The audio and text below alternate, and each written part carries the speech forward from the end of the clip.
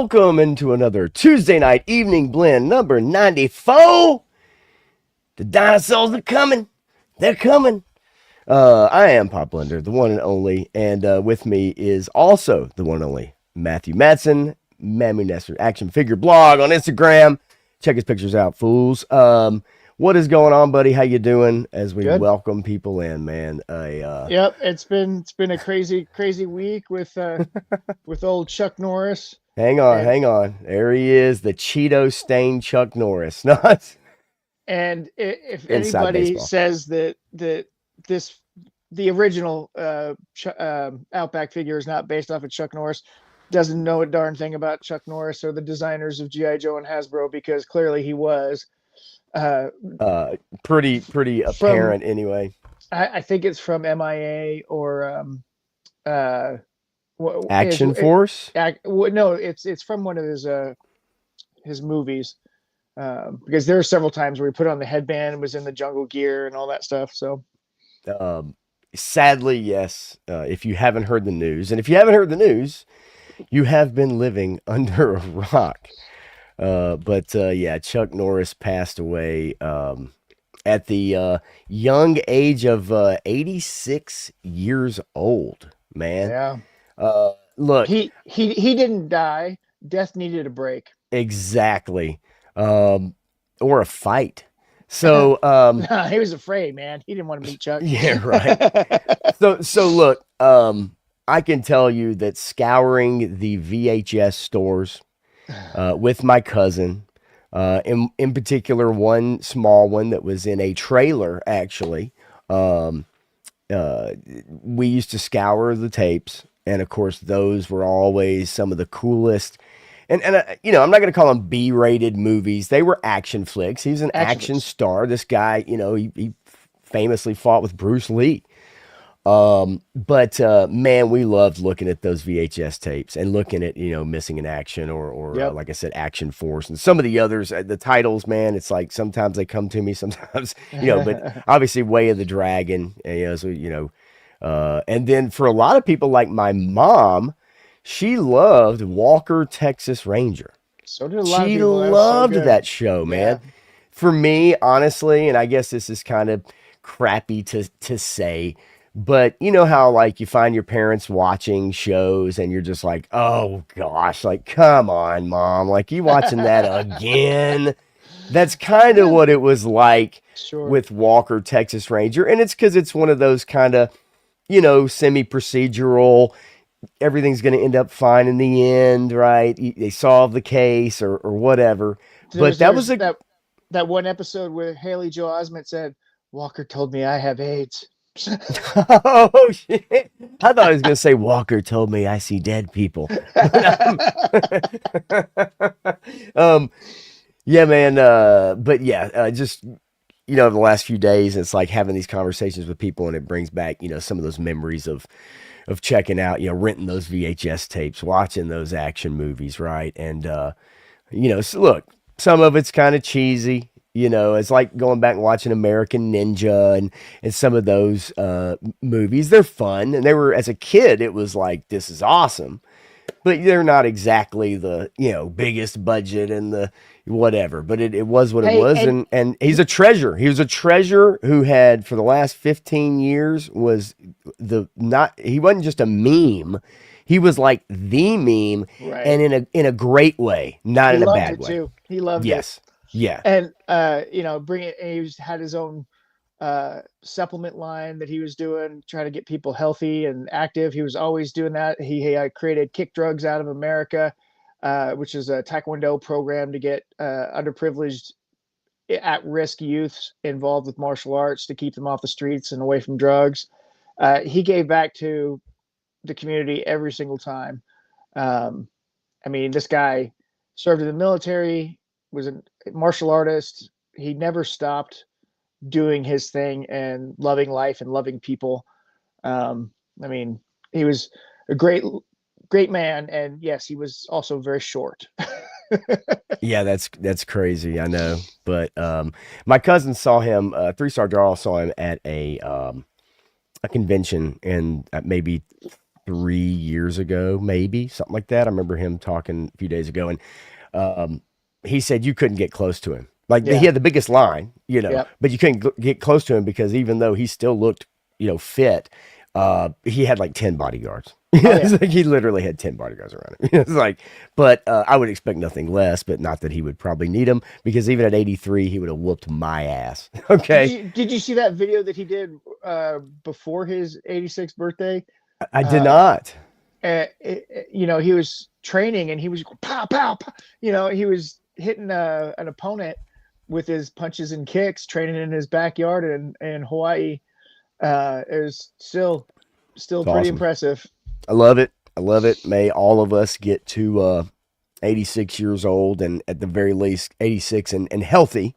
Yep. You know. But yeah, so awesome. Great life, long life, and nothing but great tributes. There are some people out there that are trying to do the usual thing and drag this person through the mud after they pass away. We see it all the time. But we're not really going to talk about that I here. just But I just think it's in really poor taste for people to speak ill of the dead, right? Somebody passes away and you start talking trash about them. It's really really bad form. I yeah, don't I don't care who you are, what side of the aisle you're on. I right. don't care what instance it may spur you on to celebrate someone's death. Celebrating death is not something that I'm cool with, and I don't want anybody I know celebrating the death of anyone. I don't care. Somebody died. It may not be a tragedy to you. It's a tragedy to somebody. And if you didn't like that person or despise them or hated them or whatever, you just shut your mouth. It's the internet. I mean, Yeah. it's the world we live in now, right? Everybody has a voice that can be good, but in this case, we get to come on here and talk about movies and TV and pop culture, and sometimes it can be bad in situations like that. It's like it is what it is. But I agree with you. It's poor taste, and Yeah. and that's a shame. But I think the good far outweighs the bad in this particular case. That's for sure. The memes are glorious, and Chuck Yes. would love it because all of the old memes are coming up again. And I remember I got that book, 186 Chuck Norris sayings or something like that. They were all the memes that we use today, but there was a book written about 10, 15 years ago, and I gave it to one of my buddies who I've trained since he was 9 years old and became an Olympian at the karate for the karate USA Karate, basically one of the top athletes in the world. So he loved Um, it. Yeah, dude, that's obviously what Chuck was known for in these last several years, and they were usually always pretty good, very clever. Oh yeah. So look, let's go ahead, say hey to a few people, What's up, like the folks? chat, and as people roll in, I'll try to hit you up if I can. Clint Jorgensen is in the house. What's up? 4 p.m. in the afternoon in Kona. Must be nice. Good time, good hanging time, man. 3-star draws, finishing up Daredevil, Born Again, season 2, episode 1, which I just finished. I'll be talking about that here in just a few minutes. My thoughts on season 1. They are releasing 2 episodes tonight. Is their release schedule for that, and then weekly after that, which is a good idea for most shows anyway. Yep. Shane, Same Time Toys. What's up? How you doing, What's Shane? going on? Stanley's here and referencing my stream on Sunday night. Shall we avoid trailers tonight? Yes, we shall. Man, oh man, my computer restarted like 4 times during my stream on Sunday night. I gave up, which I don't like to do. Never say die, and yet I had to. It was awful. So hopefully we'll be good here. Usually you and I are pretty good. It's my solo streams that end up. Maybe it's the universe trying to tell me. Oh, Uh, we're not really going to talk about it much, and I'm uh, not going to say anything about Yeah, it. no. I'm not going to spoil anything for. Really don't want to spoil anything for Project Hail Mary because it just came out, Yeah. and I don't want to spoil anything for Daredevil. But I do want to talk about it a little bit. Nolan, how you doing? Good to see you, man. HK Vipers in the house. Min Josa, Todd C. And he wants you to make sure the stream doesn't get shut down. You were in attendance the other night, and there was nothing you could do. There's nothing you could do.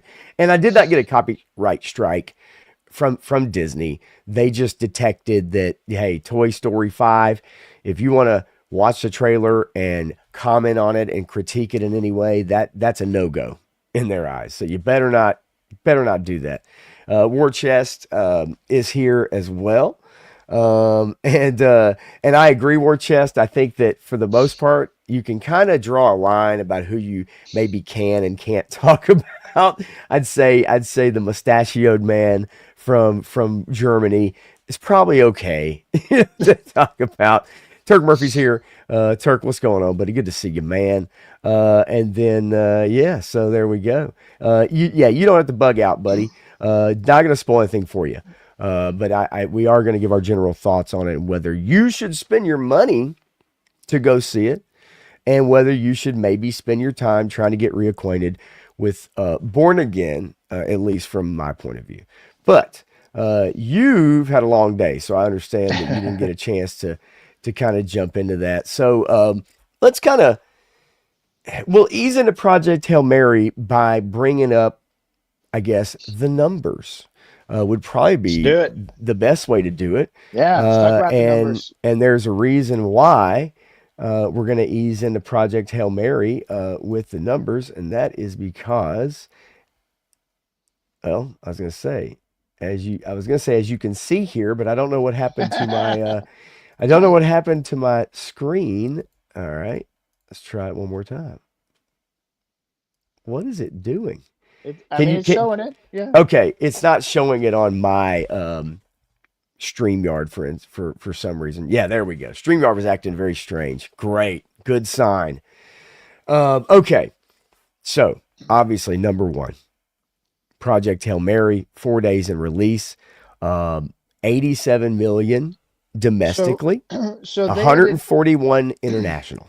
they had predicted initially that it would probably be closer to 60 million for opening weekend Hmm. in the domestically. It blew that out of the water. It Smoked it. has become the highest grossing non-franchise film in a long time. It's for this to be an adaptation for the word of mouth, which I think is a huge thing for this movie. Because promotionally, we can talk about it. Obviously, that promotionally, yeah, there were trailers, Yeah. but it didn't seem to me like a heavy blitz, right? Yeah. Like you're really trying to just shove this movie on everybody. Did not seem like just this huge blitz of promotion. Ryan Gosling is a likable actor, Yep. right?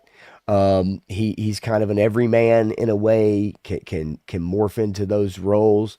And so that movie really just crushing it, blew right past that 60 to 65 million range. Yeah. And it's only going to get better. I think this movie's going to have a lot of legs. Now, here's the question. Okay. Do you think it makes it to 500 million? Mm, it's a pretty strong opening It's a at strong opening, 141 international. and it's like the highest grossing Amazon film that's been released in the theaters ever. You Um, are correct. Yes. Yeah, it is. for an opening weekend, and so I think it's going to have some legs, and I think it's going to pick up. I don't know if it's going to make the 500 million. That would truly put it in the black in terms of revenue, um, because it costs over 200 million to make the movie, so it's got to do pretty well at the box office. Yeah, they did use Love it. practical Yeah. sets. Not a lot of green screen Mm. here. Zero green screen. Yeah, They said. yeah. I They was gonna said say zero. I knew it was very little. I was watching kind of a couple interviews, but yeah, if zero in fact, then that is the test. It's a testament to the fact of like old school filmmaking. Yeah. And I was watching Jeremy John's review of it. If you guys don't know who that is, he's a really great, got a great YouTube channel. Very quick reviews. He doesn't mess around. He gets to the point, but he's a good personality. And Jeremy John's review, that was his biggest take was like, man, it seems like it's that old school filmmaking, even the way that it's shot, the Yep. way it looks, kind of takes you back to that. And I think it's showing up in the returns. that Yeah, people, they identify it, they see it. You might not know it, might not know what it is, but you know something looks good about this movie. and it looks so amazing that they used a puppet. They actually had something physical there, Yeah. being being the creature. So yeah, no, that was good. Yeah, it's awesome, man. So we'll get into that here in just a second as we get through this. Hoppers, the animated film, pulling in 121, domestic 244. Um, It's a shame. you know, I would like to see that movie go down in flames, but you know, yeah, not gonna happen. It is a Walt Disney production. well, that Re- doesn't mean no, no, anything no, these days. no, But no. Well, that's part of the reason you might like to see it go down in flames, much to the chagrin well, of Ronnie Trickshot. the reason I Um, want to see it go down in flames is because it's an anti-human movie. So Yeah, yeah. But it is, look, it has brought in some money, but it has been out for, almost 3 weeks. yeah, Ready or Not 2. Ready or Not, Here I Come. A little Fuji's action, a little Lauren Hill action. Um, 4 days in release, a little under $10 million. I'll be honest with you. And man, the numbers, they've been messing with their website too, and they're not yep, giving you like the trailer, the posters. They're not giving you the imagery that yeah. is kind of crucial to this kind of thing. Reminders of him, 11 days, $33 million domestic. Scream 7 actually has done quite well for its release. And almost $200 million worldwide. I assume that budget was not, it's a $45 million production budget. So they've made 4.3 times the production budget. Now look, I don't know what the advertising was, but I don't think it was a lot. But pretty good. Yeah, Made some money. yep, The definitely. goat, almost $100 million domestic after over a month. Wuthering Heights adaptation, and then The Bride, which has been an absolute box office disaster with a $80 million worldwide box office or $80 million budget, has not even made half of it back. No, it's Um, not going to make anything back. That oh movie no, is it's a loss. DOA. Ha ha ha. GI Jet Man, we're not doing spoilers. I watched episode 1 before we came on live. I'm going to give my overall thoughts about it, but we're not going to do spoilers for those that haven't seen Born Again season 2, because I think there are people that are still interested, that still want to follow the story. And even though I know, Matthew, we talked a little bit beforehand, I know how you feel about it. I know how you feel about the characters and stuff. It doesn't mean that I don't want them to turn it around. So we'll get into that here in a minute. And again, I know you have not had a chance, just to let everybody know, to watch episode 1, and then episode 2, I believe, should be out now. Okay. Yeah. I have not looked, but it's okay. No spoilers here though, GI. And I think my cousin's even probably watching it right now. But anyway, so there's your box office Yeah. for So currently prior. right now. So let's jump right in. I'm going to share a new screen, and we're going to jump right into our thoughts on Project Hail Mary. This article is from a couple days ago, but I have a couple others that will add some context. So I want to hear your thoughts on this movie, and not no spoilers, but don't be afraid to at least talk about some of the things that are in the trailer, or at least Yeah. the story as we know it, since it's from a book. It's an adaptation. Yeah. So I read the book well several months ago, and I really enjoyed the book. And so when they talked about the movie coming out and everything, and we saw the trailers, I was disappointed in the trailers because I thought they revealed too much in the trailers. I Um, agree. but at the same time, I thought, okay, I guess they need to give you something that it's not it's not going to be a Nolan movie, right? You know, it's not going to be Interstellar, right? It's going to be something else. It's not going to be The Martian. It's something else. Um, I'm a fan of Andy Weir's. The Martian is one of my favorite novels, and now Project Hail Mary is also. This is probably the best adaptation you could want to get from it. They glossed over some stuff. They subdued some of the stuff. And then they completely changed one aspect altogether, but it's fine. It all works. I think Drew Goddard did a masterful job of adapting the novel for the screenplay. Ryan Gosling was the perfect person to choose for this role, and the interactions between him and Rocky are really entertaining. They're pretty darn good, and this is a really good movie. And I heard somebody put it into a little bit of context today that I thought may be pretty appropriate. If this movie came out in the '90s, it'd be middle of the road, but it came out in 2026, so it's top of the pile. It is Okay. it's an instant classic, but if you compare it to the classics, it's really good and should have its fan base, but it doesn't meet the top of the top if you look at everything as a whole. But it's really good, and if you've been starving for a good movie to see in the theaters, this is it. This is a really good movie to go see in the theaters. Really well done, acted, shot. The cinematography is amazing. I encourage If you everybody to go see it. if you've been if you've been starving for a non-cynical, hopeful, funny, great performance, uh practical effects, like you said, the cinematography is fantastic. Um this is it. So I had a lot of fun with this movie. Yeah, I had a lot of fun with this movie. Look, I did not read the book. I will tell you that Andy Weir had to okay Ryan Gosling as the choice. He is the writer of the book. He also is a producer, an executive producer on this film. And he had to give the okay for Ryan Gosling. Of course, in his interview today with Critical Drinker, which hopefully you guys can find on Critical Drinker's channel, he did an interview with Andy Weir, the writer of the book.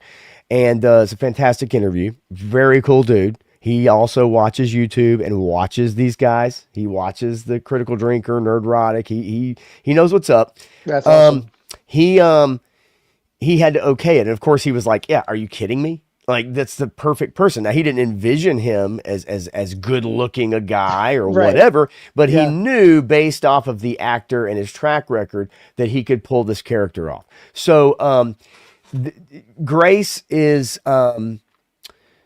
a very, very funny character without trying to be funny in this movie. It's his mannerisms, it's his little one liners, it's his relation of just even to Rocky when they're trying to learn how to communicate. Yeah. He pulls it off magnificently. It really was more funny than I thought it was going to be, and not in a just God, I gotta laugh out loud every minute, but like it's just really like there's a lot of heart to this movie. Yep. I love the fact that, in a way, for someone who has not read the book, they streamlined some of the stuff because had they tried to really dive into what I understand the book dives into with the science behind a lot of it, it probably would not have been good because they would have had to cut some of those scenes down, trim them down to like 3 minutes or a Well, flashback or some kind of yeah. I half, mean, it, they it- you they did a know, lot of flashbacks in this, they did. They and did. and Not and not a that's not a million of them, but there's a but few in there. Yes. that's also the way the book is written. So Okay. the movie starts out, he wakes up and he doesn't know who he is, and they spent they could have tightened it up and focused a little more like what the book did, and a little less of the meanderingness of him stumbling through finding out who he is. But and then we do this through flashbacks. So in the book, it's really conveyed that he'll get memory flashes and it'll provide insight, and then it changes him in the moment with this new information as to who he is, and then how he relates to the next thing that he does. Okay. And so they tie it all in a little bit better. But they learning to communicate was a little bit different in the book, but I understand how they did it and why they had to do it this way. Like I said, I think they could have focused on some things a little bit differently because but the interactions are good, and Rocky is done amazing. So, It's pretty cool what they did with the alien character. I mean, that's no spoiler. I hope nobody's pissed about that. That's no spoiler at all. it was Um, in the trailer, otherwise I wouldn't yeah, be yeah, talking yeah, yeah, about it. And yeah. that's the thing that I didn't think needed to be in the trailer, I but agree. I kind of understand why they put it in there, because they wanted this. Hey, this isn't all. It's not Interstellar. It's not maybe what you think. There's something else going on here. Yeah, it is a fun movie. I mean, it just is. It's a fun movie. Is there some drama? Are there stakes? Yes, of course there are. The ending was a surprise to me. That was a surprise to me. I was not anticipating that at all. I kind of almost thought it'd go the other way in some weird kind of way, I guess. And not in a bad way. I just thought that the people and where they Yeah, are in life. Um, but yeah, uh, but yeah, it's a fun movie. I would recommend it in IMAX if you can, but that is a quite an expensive yeah. ticket. It just is, and it really takes something to draw you in to really want to go to IMAX. So I would recommend going to see this movie at the theater. I think you'll have a great time with it. I And think when if anybody wants to get me the popcorn bucket with the sphere yes, with the Rocky yes, inside of it, I'm all waiting. yeah. I will actually right now post Matthew's mailing address, physical address in the chat as we speak.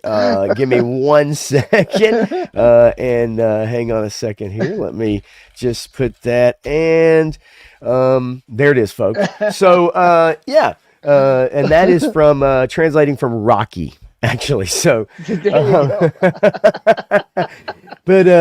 but yeah, you guys, Stu, how you doing, buddy? Good to see you. Yeah, go see this movie. Yeah, However you need to see it, right? Whatever that means to you. But I would recommend going to see it at the movie theater. I think it is worth your time, and it is a fun movie. It's a hopeful movie. I think it's yeah. something we need. And I also agree with you and agree with those sentiments out there that are, if this was made in the 90s, I do agree it would be kind of in the pack there. Yeah. Not lost, but because we're where we're at with film, it Yep. is getting a lot of play. But I'm happy for that. I'm glad No, for that. yeah. I mean, if we get this quality of movie going forward, it's going to turn the industry around, and then people are going to strive to make even better stuff. And so then we're going to get some outstanding things. And not to say this isn't outstanding. There's a lot of people that are saying this is my favorite sci-fi movie of all time. Some people are saying it's better than Interstellar. I think it's more relatable than Interstellar. It's more I it's agree. it's more human than Interstellar, and it's more digestible than Interstellar. Yes, that's a great word for that. Because as much as I like Interstellar, I love Interstellar. um, this definitely is more digestible. I think it's easier to follow in a way, and really, I mean, at the end of the day, man, like it's a couple characters that carry this movie, and one in particular, and he does an amazing job. Yep. Ryan Gosling is really good in this movie, and I say that gives me hope for Starfighter. Okay, for what it's worth. For Um, me, the thing is that Hollywood learns all the wrong lessons. Whenever there's a success, they learn the wrong you're lessons from right. it. And just because you put Ryan Gosling in a movie doesn't mean the movie's going to do the same thing, right? Very true. It's not the actor; it's the combination of actor, writing, promotions, content. Yeah, so I'm hopeful for the Star Wars movie that he's coming up in, but it's also being made by Lucasfilm, so I don't know. Yep. So, a couple interesting tidbits about this movie. The IMAX screens contributed an estimated $27.6 million, just under 20% of the total. The film has basically been out in 90% of its territories. It's yet to go out in Spain, India, and Malaysia, and Nice. then Okay. Indonesia on April the 8th, post Easter. It's only the third non franchise film to open above $50 million international markets since COVID, joining F1 and Oppenheimer. It also Nice. achieved the biggest opening of the year so far for a U.S. studio film, beating Screen 7, which just came out. So yeah, China ranks second among international markets with an estimated $7.1 million ahead of Australia, South Korea, Germany, and Mexico. France and Japan are tied with $2.6 million. So yeah, man, it's a good win. It's a good adaptation. The same author wrote The Martian, and that reached $630.6 million in 2015. Yeah, and So we'll see. We'll see. yeah, yeah. I mean, I'm excited to see where it goes. I think it's got some legs. I'm really excited to see what second weekend brings it. Yes. So that'll be end of the telltale as to how far we're gonna go, is what the differential between first week and second week is. And currently it sits at a 94% on Rotten Tomatoes. Yep. So that's a good sign, man. People are digging it, and I like it. Bobby Wold is in the house, What's up? and yes, I have not gotten taken by the House of Mouse, Bobby. Not yet. We're gonna try to stay away from trailers tonight. I don't want Matthew getting bumped off the internet for his No, behavior. no Pinkertons knocking on your door. You got that right. Graf, how you doing, man? Cheers to you, sir. So anyway, so yeah, man, both of us recommend it. I would definitely encourage you to go to the movies if you can and go check it out. I think it's I definitely worth mean, it. looking at the schedule of everything that's coming out, it's probably going to be the best movie of the year. Yeah, no doubt about it. It's definitely going to be in the running anyway, for sure. So I'm gonna talk a little bit about Daredevil Born Again season 2, episode 1. I'm not gonna go into spoilers for those of you that still are watching or prepared to watch it, but they are releasing 2 episodes tonight. Their release schedule, let's see. I thought they had a little thing up of it, maybe not. And I don't want to just scroll through this whole article just for the heck of it. But they're releasing 2 episodes tonight, and then weekly after that. Um, I'm just going to go ahead and tell you that I think we both agree season 1 was an absolute disaster it was a mess of a show. I know you feel that way. Yeah. We know that Wilson Fisk got cucked several times. It was very disjointed. It was also rewritten. It got multiple passes. They got basically about halfway or more through it and threw it all away. Yeah, so if I remember correctly, they dismantled the first episode and had to make a patchwork Frankenstein redone first episode, and then they kind of edited or changed some things later on in the season two. Not too much, but that's almost what they wanted to do at the first season, except for the first episode. Yeah. Um, and then they like I said, they made some changes so that they could do the season two the way that they really wanted to, because the creative team kind of changed a little bit in this process. And so season two is supposed to be more like what they wanted it to be. And Okay.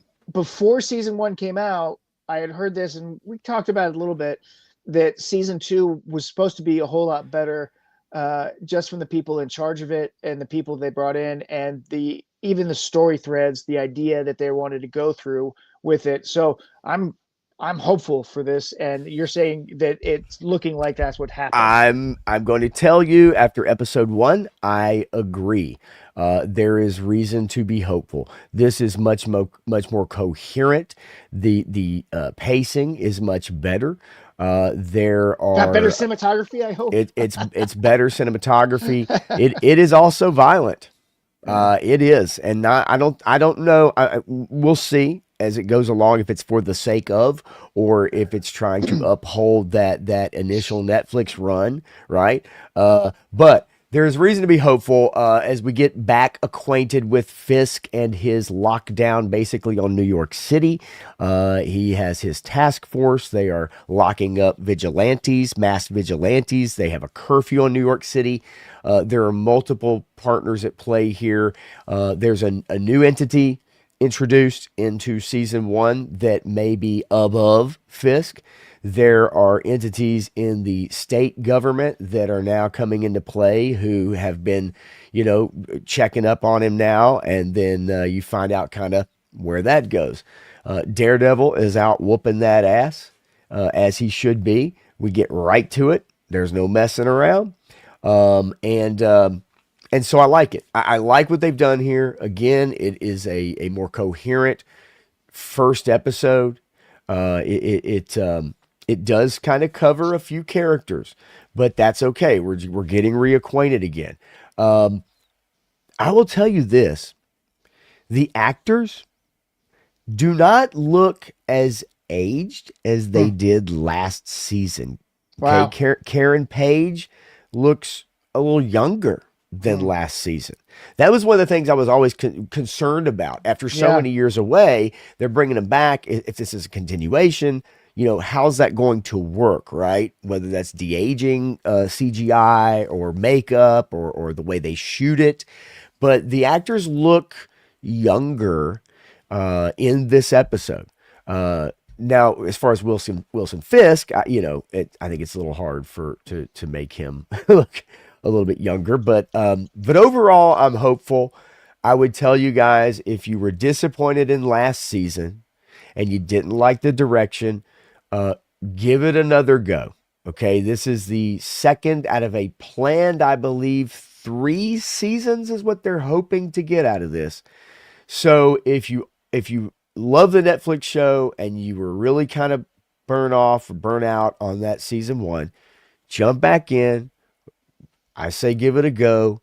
Uh, I enjoyed this episode, and it finishes on a bit of a not cliffhanger, but a surprise, and it's a fun surprise. Yeah. Unfortunately, I've just never gotten used to the character of Cherry. They just introduced this former cop, last year, or cop who retires or whatever, and he's just there, right? He's just there. So Cherry, not one of my favorite characters, but yeah, man. And Garaf, I liked Superman. I didn't love it. Damn you! No, no. Um, but yeah, a lot of violence, a lot of f bombs. Says 3-star draw. Welcome in. Episode 2 has not dropped yet. So, but that is supposedly, and going off of this release schedule here, is that they were going to drop. Let's see, release strategy identical used for season 1. First 2 episodes dropped on the same day. And so that should be dropping, maybe giving everybody time to watch episode 1. It is Yeah. strange that it is not already up yet. It's kind of weird. If they Uh, if they were going to do it at the same time, yeah, I mean, yeah, that's it, unusual to not already have now it up, right?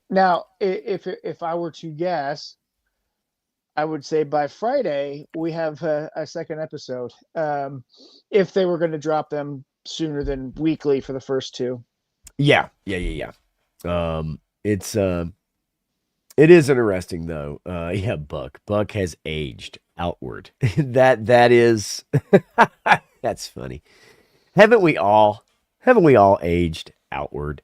But 3-star likes Cherry. I think Cherry is a weak ass character in my opinion.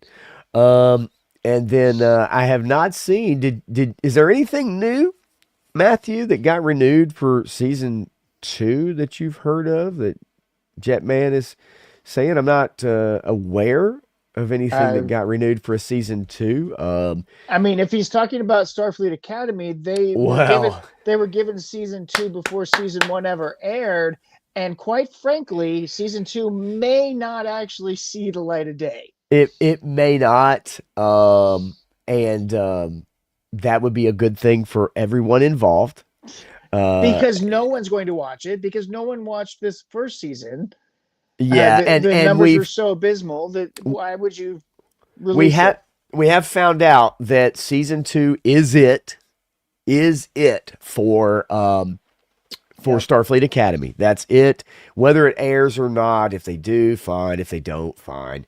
But that's it. And I have a feeling, hearing from the people that we watch and stuff, it is possible they could put Star Trek on the back burner for a little while. Well, they have, because even though there's the rumors of them talking about moving forward with a couple different projects, a movie and some other things, there isn't any real movement. There's no discussion on it. It's dead in the water because of this right now. So all discussions on Star Trek have pretty much stopped. Yeah. And obviously, uh, oh my gosh, the Oh showrunner, yeah, he is probably his talking about Wonder Man. Yeah, yes, Wonder Man, which look, I liked season one. I thought it was fine. It was not a superhero show, but I thought it was a good show for what it was. I thought the acting was fine. I don't have problems with Wonder Man. I don't.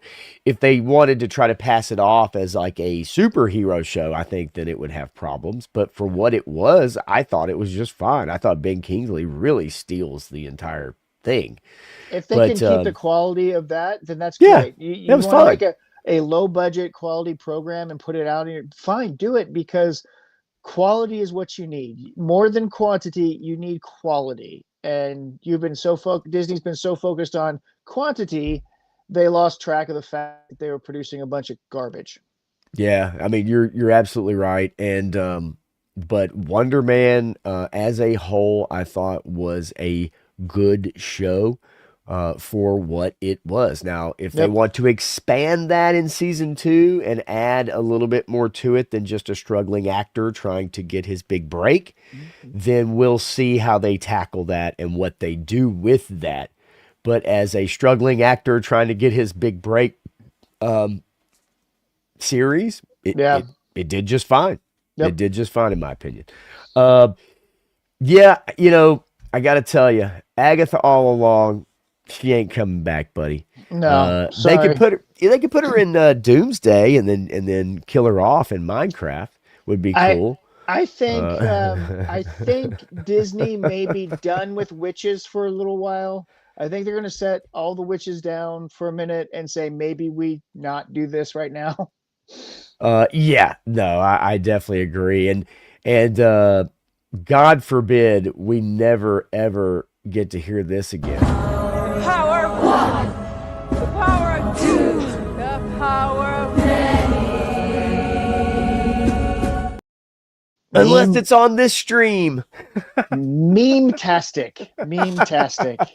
Yeah, hopefully we don't get that. But Ahsoka season two will be coming out, and they will And expand that's a on. shame. Yeah, they'll expand on the Mortis arc from Clone Wars.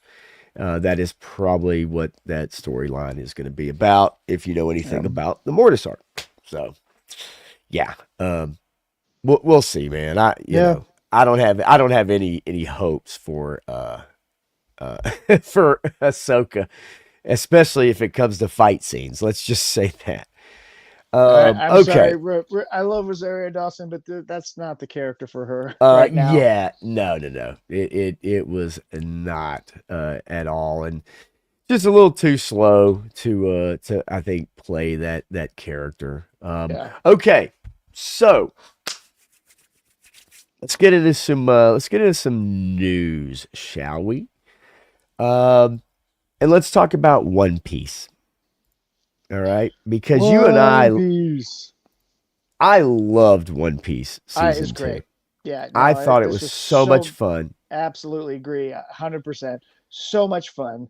The characters are so over the top, but they did such an amazing job of representing them, um, and getting their characters in there and doing something fun and I don't know meaningful because it is hopeful. It's fun. It's lighthearted engagement. This is storytelling, and it's really good.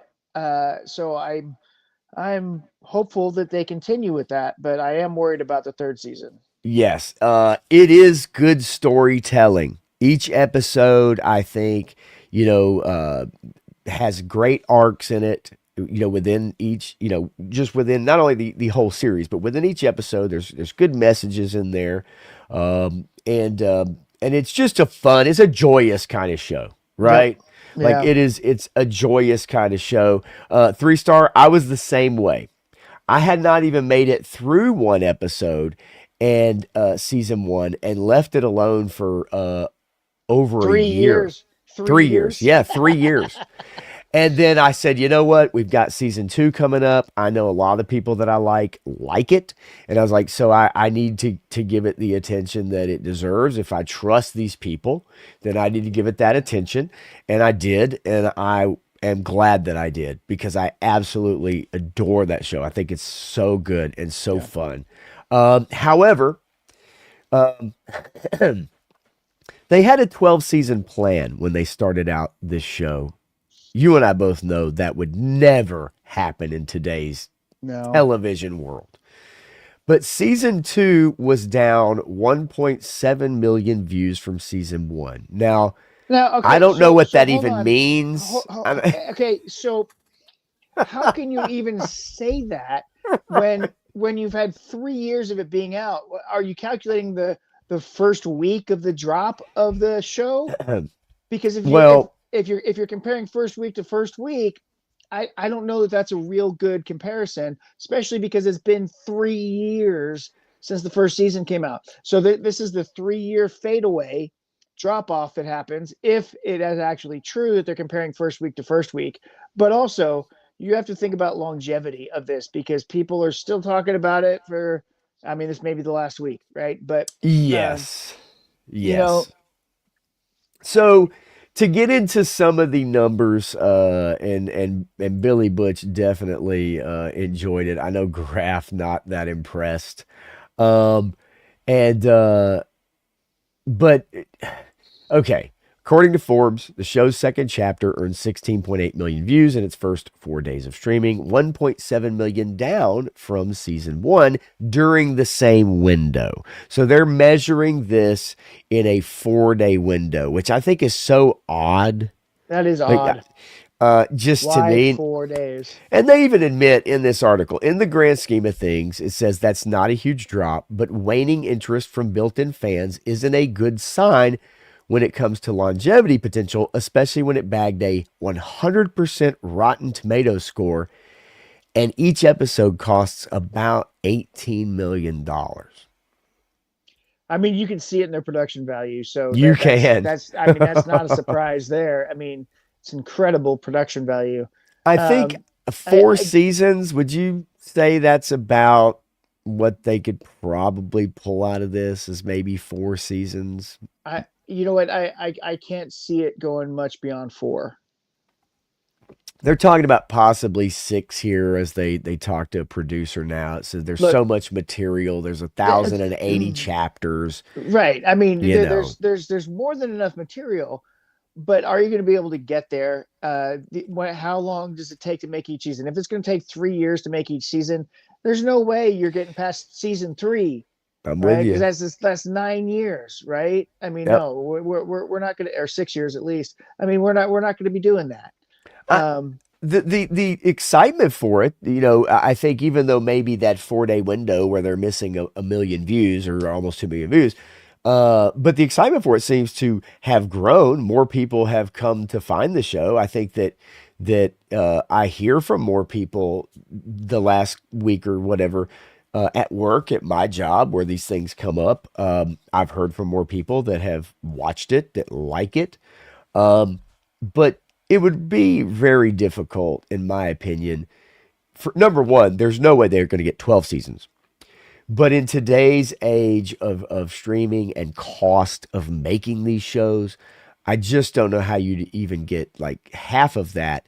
4 to me sounds about right. yeah. Unless something dramatically changes and all of a sudden there's, If hundreds of millions of people watching it. suddenly we get 200 million people that watch the show, and then we've got something even more special there. If the toys are flying off the shelves and Right. everybody's streaming both season 1 and 2 of One Piece again together, I mean, things can happen. But you took 3 years to make season 2, and that's its biggest downfall. Yeah. Because there was so much hype around season 1. Also, you binge drop it. I mean, you drop it all at once. Yeah. So if you dropped it weekly, we'd be talking about it for 10 weeks. And you could build up hype over time as more and more people get brought in. I mean, I think measuring things in a 4 day window is so strange, and not being in that business. Look, like maybe that's just how it's done now, is that all these companies that are involved, they look at it as like, hey, we've got this 4 days is the average after it's released for maybe a binge show that's dropped all at once, and that's just how they measure it. Maybe that's the industry standard. I don't know, but I Well, just if you find it notice, weird, man, yeah, like that you give 4 days. if you notice, the industry standard has changed to a weekly drop model, and Netflix is the only one dropping seasons all at once anymore. No one else is Yeah. doing that because everyone else understands that weekly discussions on your program help spread the word and get people involved and grow. It's the only way to have growth. And I don't care, Jeremy Griggs, you're wrong. Yeah, no, I agree. That's some other inside baseball, but pretty funny to watch him argue with Ryan Kennel about the bench Or model. Gary or anybody. I mean, It, Gary it just get won't argue with him on it anymore. it gets pretty heated on Friday Night Tights. Yeah, the smoke dude, the cool effects. You know what the smoke dude's name is? Smoker. Yes, and it's He's, I love it. It's so on the nose, but it's like his you know, ability. I saw his face and I said, he looks so familiar. And I looked him up. He's not familiar to anything. You're I like, mean, I've never seen this so much in my life. but you look at him, you're like, other he looks like the traditional action star that you He see does. from the 80s, right? If you think about Yep. a generic AI creation of an action star from the 1980s, bam, there it is. It looks like this guy. He absolutely does, and I'll be honest with you, I agree. The same thing for me happened to me and I didn't look him up, but I was like, yeah, I know, I've seen this dude before. I know him from somewhere, And you're right, he does have that look about him, at least in this show, Yeah. and familiarity. But I'll take your word for it if you haven't noticed it or seen anything he's been in, or if he's even been in anything. Who knows? I don't know. I'm sure he's acted in something. Yes, Um, he's done some other things, but yes, no, nothing you'd recognize him from, I don't think. Yeah, and man, that gap really is truly it is a bummer when it comes to supporting a show, because Yeah. you get so excited for it, and even if it is a weekly release, it's like you're only going to get about you know 2.5 months maybe at best. Maybe you get 2 months usually, but Yeah. 10 episodes maybe is kind of the average now if they go later. So it is a shame. I do prefer that model to continue the conversation. So you can talk about spoilers and you can talk about like week to week instead of having to wait, right? And kind of hold it all in until everybody has a chance to watch the whole damn thing. Yeah. It really, at least on this end for us anyway. But Yojo Daddy, big 6'10" Yojo Daddy says, What's smash up? that like. I say, lick that like, folks. Lick it right now, just like your ex-girlfriend used to tell you. Anyway, so uh, yes, it was supposed to last 12 seasons was the initial idea, which brings us to another show that since we are in the news portion, let me go ahead and bring this up about Harry Potter, because we've got our first look at the Harry Potter set or show, per Variety here, and this is a Quidditch match that we're getting a little bit of look at. It will direct us to X here momentarily, where I hope to find maybe a few other pictures. But this show, Matthew, is supposed to go for 10 seasons on HBO. And how in the world are they going to film this to where these kids don't age up, so greatly that they're unrecognizable? I mean, they would have to have such an intense filming schedule. They just won't be able to stop filming for almost the entirety of those 10 years to get those seasons out in a timely manner and have the kids young enough to portray them as they age and go through the different books.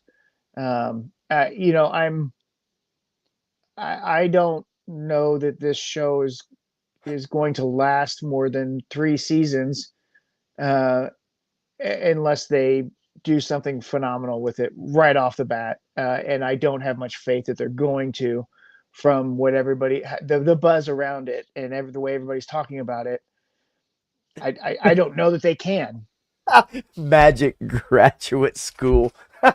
Yeah, it's man, I don't know in today's, again, saying it, today's television world, how they're going to be able to film, write and film the scripts. I know obviously it's an adaptation, so it's easier in that way. I wouldn't say it's easier to make an Well, adaptation, but if they were, I guess if they were in a situation like Lost or something, I don't know. yeah, If you're yeah, if you're adapting, you can at least use the dialogue, right? You could, in that way, you could at least use the scenes and the yeah. setup, right? You're not having to think it up and actually really be creative in that type of creativity. But yeah, I don't know how in the world. I mean, again, this is kind of the first look. We're getting a little bit of Harry in his little Quidditch outfit uniform. But yeah, 10 seasons, man. This is supposed to go 10 seasons. I don't know how they're going to make it. I really don't. No, And yeah, but the Harry Potter fandom is strong, dude. Like absolutely. it is huge. Yeah. I mean, there's no doubt about it. There's so many people that have been positively influenced by these books and the movies, but I mean, Sure.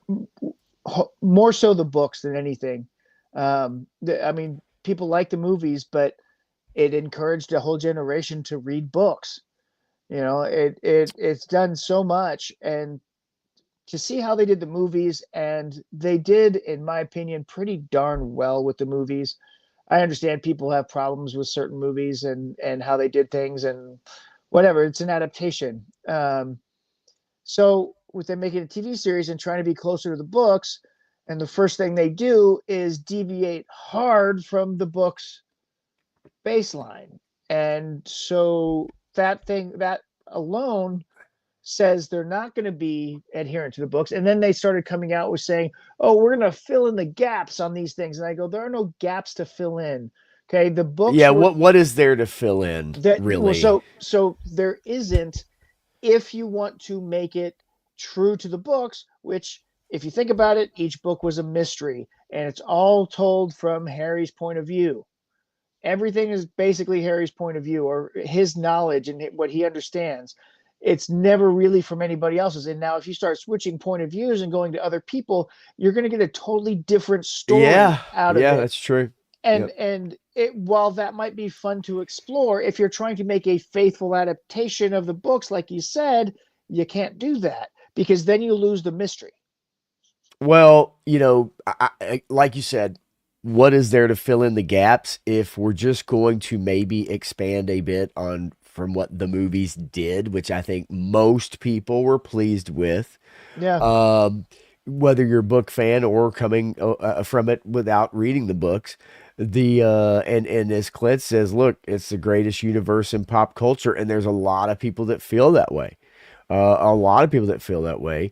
Now, as an adaptation, you and I often talk about being true to the source material, true to the characters, and when you cast these characters and you're looking at reading their features, thinking about what does this person look like? Well, this is who they cast as Snape for the role. A a Um, a pale, pasty faced, hook nosed, beady eyed man with stringy, greasy hair. um, That's his description. and look, I thought for the films they did a fantastic job. Oh yeah. Obviously, um, The this fact that they casting didn't the fact that they didn't cast Adam Driver for the role just blows it my mind. it I'm like, is yeah seriously. it is now. He may not have wanted to commit to that, I mean, granted, but I mean, why would you not even say that you're trying to pursue broach that the avenue? subject, sure. Yeah. Now, what has happened is, yes, there has been a lot of pushback, And now we have Papa Esido saying that he's received death threats over the casting. He says, I've been told quit or I'll murder you in Minecraft. Um, Look, a lot of times these things come up, and my one big thing is like show the receipts, right? Like show the receipts. Now, Yeah. I'm not saying I don't believe this, okay? Because I do believe there are idiotic people out there Yeah. who would do this, okay? Yeah. Um, Look, you and I talk about when they do swapping of characters, whether it's gender, race, whatever it may be. I'm not a big fan of it, but sometimes it has worked. Okay, like House of the Dragon, for instance. But if you're trying to adapt these books and you're wanting to really fill in the blanks and stay truthful, then this casting is odd. Yeah. You know, and also, yes, I'm sure he's probably going to be getting the worst end of the thing. And what I was going to say is, even though we have issues with things like this, with the casting issues, we never would ever condone that type of No. behavior. It's No. stupid. It's childish. Yeah. It doesn't serve a purpose. It doesn't serve a purpose at all. And so I'm sure he's gotten those threats. It ain't cool. Nope. But I also agree that by putting him in this particular situation, by casting him, which is probably it's a great honor for him, a great job for him, but it's not the right job. Right? Like it's not the right job. I love how they say his casting ignited backlash from toxic fans. Yes, people that are saying things like threats, that is toxic. People that are not happy with the casting, that is not toxic. Yeah. Yeah. No, those are very, very different things. And there's a couple big reasons why this kind of becomes problematic when you get into the fact that Snape is, a mudblood, and the fact that they tie a rope around his neck and throw it over a tree and pull him up the tree.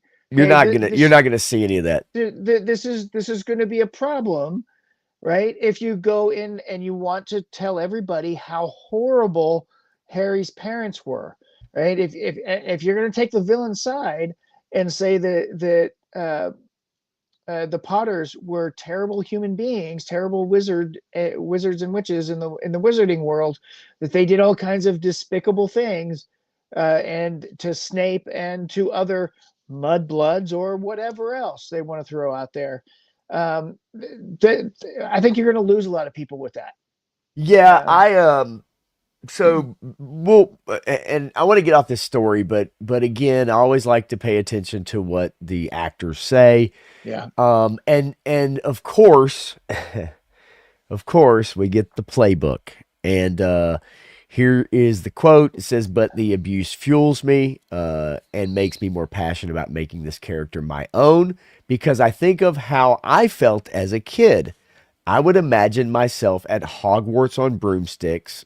All right, not so sure about that.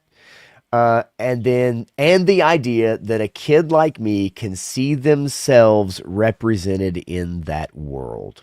yeah. And that is the classic playbook that we have seen so many Well, times there about are other representation. characters. There are other characters that he could have played. Very important, prominent characters in the wizarding world that he could have played that would have fit better. Yeah, it's just it was a curious casting choice, and unfortunately, was going to lead to, look, really stupid people, and then people that just, you know don't really quite get why. But that recently came out, and we're not going to see. It's not the end of it, right? Yeah. It's not the end of it. We're going to see more more of it. So the brand new day trailer. Now, the other night when I was looking at trailers, some people had put in there, "Hey, why don't we watch Spider-Man? Let's watch Spider-Man. Brand new day." It is a Sony picture. It's not a Marvel. It's in conjunction with. but this is a Sony movie. Well, that trailer smashed the GTA 6 record with 718.6 million views in 24 hours. Spider-Man is alive and well, Yep. folks. And people want to see Brand New Day. Yep. After the last movie, and I think how well received that movie was. This is a Marvel Studios film. How many times I gotta tell you? It's a Marvel Studios film. Sony has the rights to Spider-Man, but it's not a Sony film. It is a Marvel Studios film. Hey, how many times you got to tell me? You keep telling me. You keep telling me. I'll keep telling you. You keep telling me because it says right here Sony is expected to report the official numbers this Thursday. So Sony has just confirmed Spider-Man Brand New Day is the biggest trailer launch of all time.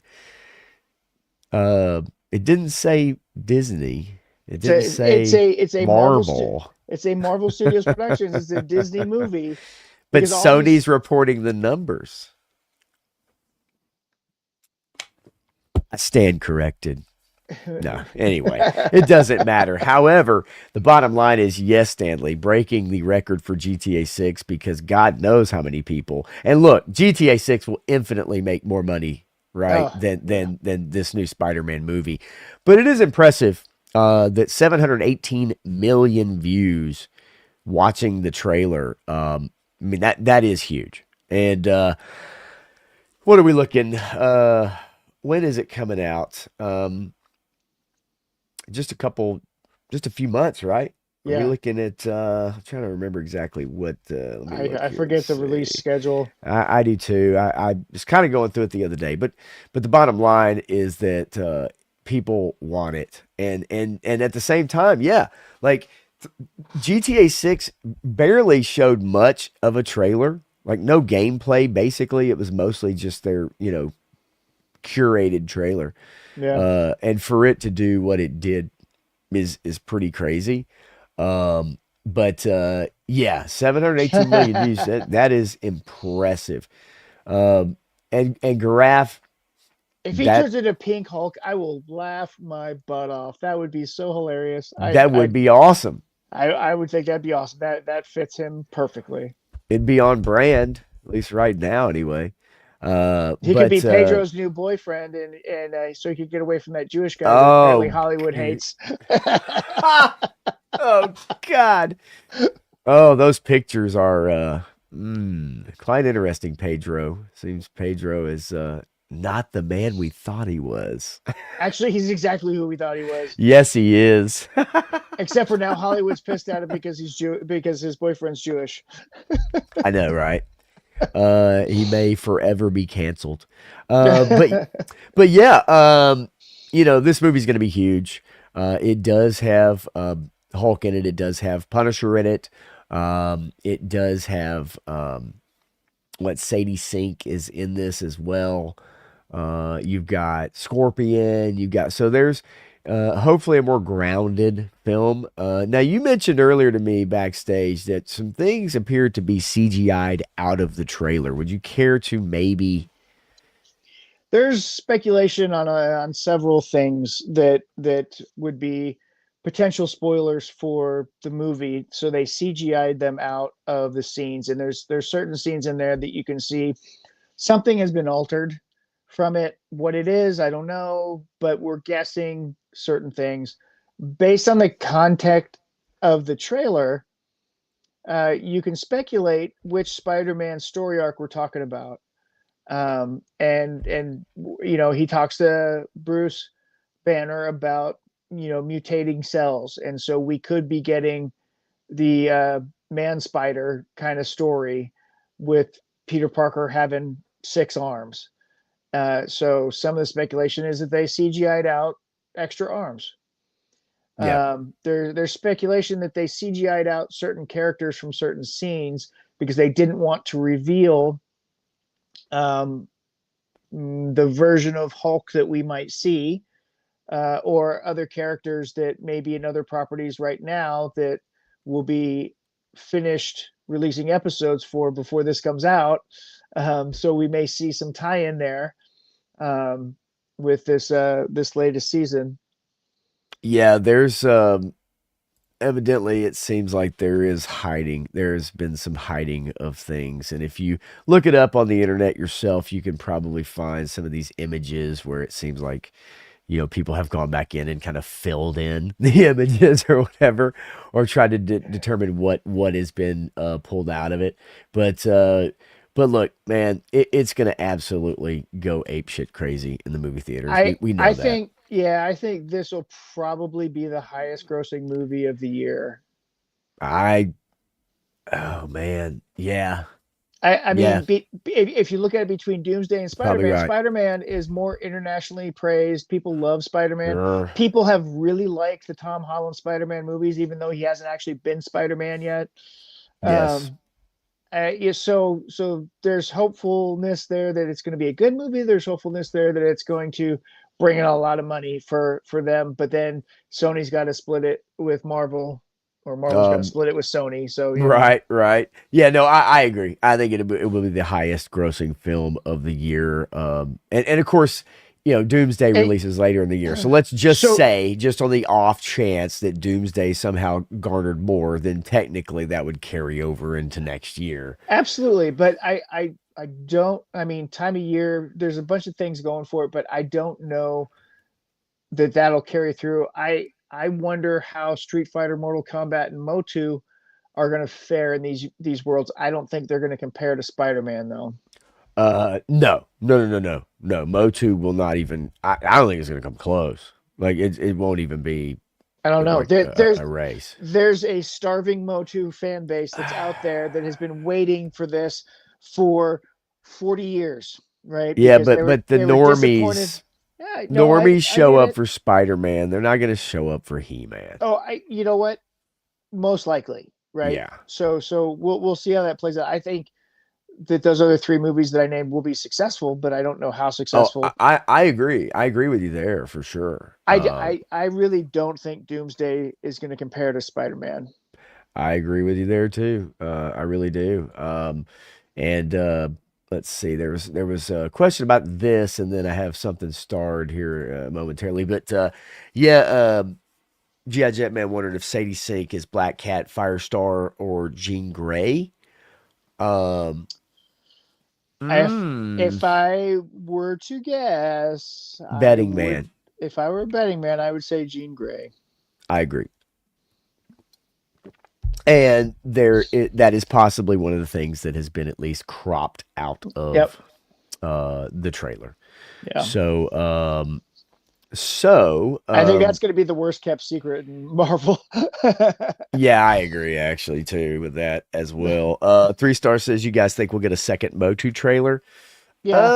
Yeah, I think we'll get one more at least. Yep. Um, and and then let's see. Whereas speaking of Motu, look up the Barbie He-Man. I have not seen that. Well, actually, you know what? I probably have. To be honest with you, I probably have seen the Barbie He-Man in some meme of some kind.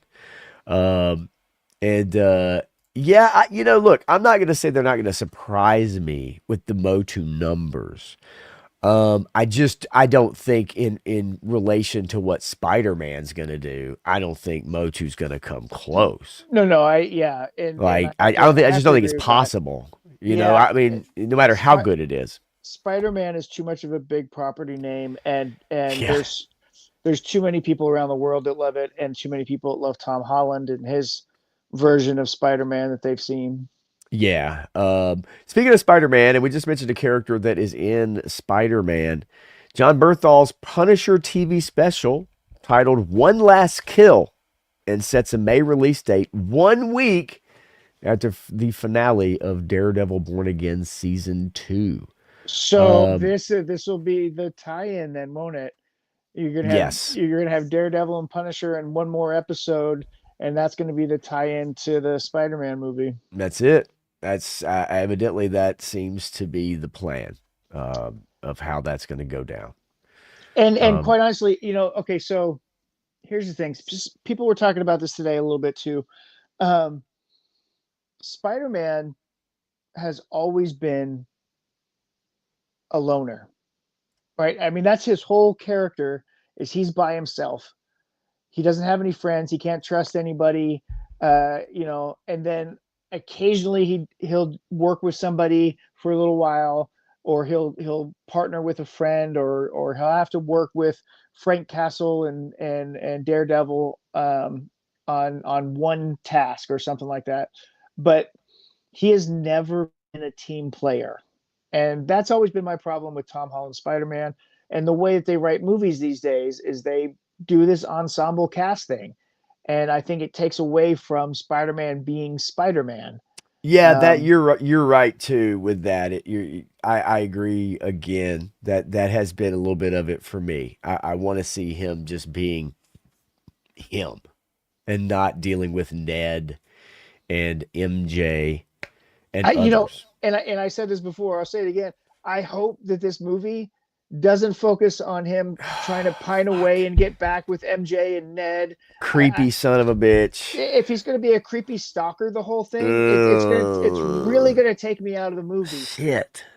But there's high potential for that because they just can't let go of Zendaya and Ned. Yeah. But I kind of wish that they would just leave them alone for this movie because we've already talked about too many people being in the movie, right? We talked about this with Doomsday. Now we're going to be talking about with Spider-Man because if you've got Daredevil, Punisher, Spider-Man, Hulk, Zendaya, Ned, and these are the good guys, who are the bad guys, Well, right? you've at You've least got got Scorpion, and there's another mystery villain, I believe, from yeah, the trailer. Um, who I knows how many others, whether through yeah. cameo or whatever. I mean, are you going to throw in a lizard? Are you going to throw in a green goblin? Are I'm you with you, man. Like I agree. I hope that that's not the road now? we're going down. Is that we have several scenes of him sitting in the cafe or where they work, and then following them as they go somewhere. Obviously, we know he ends up in their college dorm rooms or whatever, hanging out. And I always thought it was weird because, and you heard me talk about this Sunday night, but I'm like.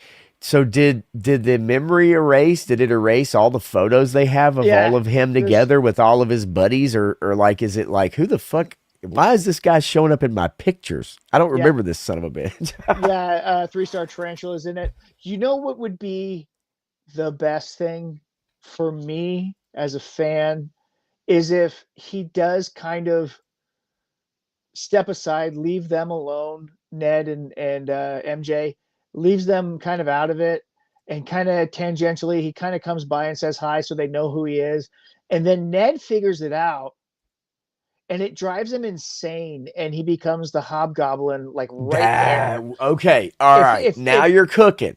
if they end the movie with Ned becoming hobgoblin, I'm in, right? They won't do that, and I don't think they're going to use that character as Hobgoblin. I don't think they're ever going to go there with him. I I You know what, think this is he's too beloved. He's this too is much their of a good opportunity. guy. This is their opportunity to do it. They're Is not right bold here. enough, Matthew. They I can't do that. maybe they are. Maybe they're taking this memory wipe as the impetus when he learns the truth about who Spider-Man is, It'd be pretty cool. and they turn him into the Hobgoblin because somebody in that apartment with MJ and Ned is obsessed with Spider-Man. Somebody in that apartment has a whole bunch of pictures of Spider-Man all over the wall. Yeah. Is it MJ because she's trying to find her lost love, or is it Ned trying to figure out who he is, and then when he does, Or is it somebody else they're in college with and a character we haven't seen yet? whose apartment is it? Who Right. lives there? Who lives Right. there? MJ and Ned. I mean, look, it would be cool. Are they bold enough to do it, or are the Q scores for the actors that play, MJ, like Zendaya, and the kid that plays Ned, like, are they too high to turn them into villains? I know it sounds dumb, right?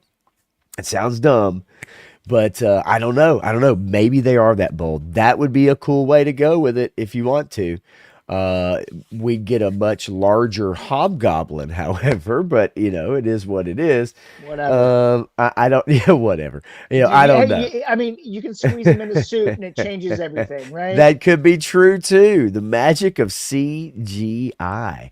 Tombstone's supposed to be in it too. Okay.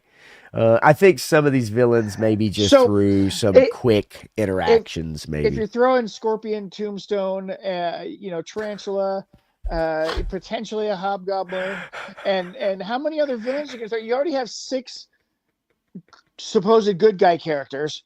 How many bad guy characters you can throw? I mean, Yeah, this movie's insane we don't need already. a Maguire Spider-Man 3 situation, okay? It's a doomsday before doomsday, right? I Yeah, mean, no. And this was supposed it's to be this was supposed to be a more already. grounded Spider-Man, right? Wasn't it supposed to be more boots on the ground, like New York City?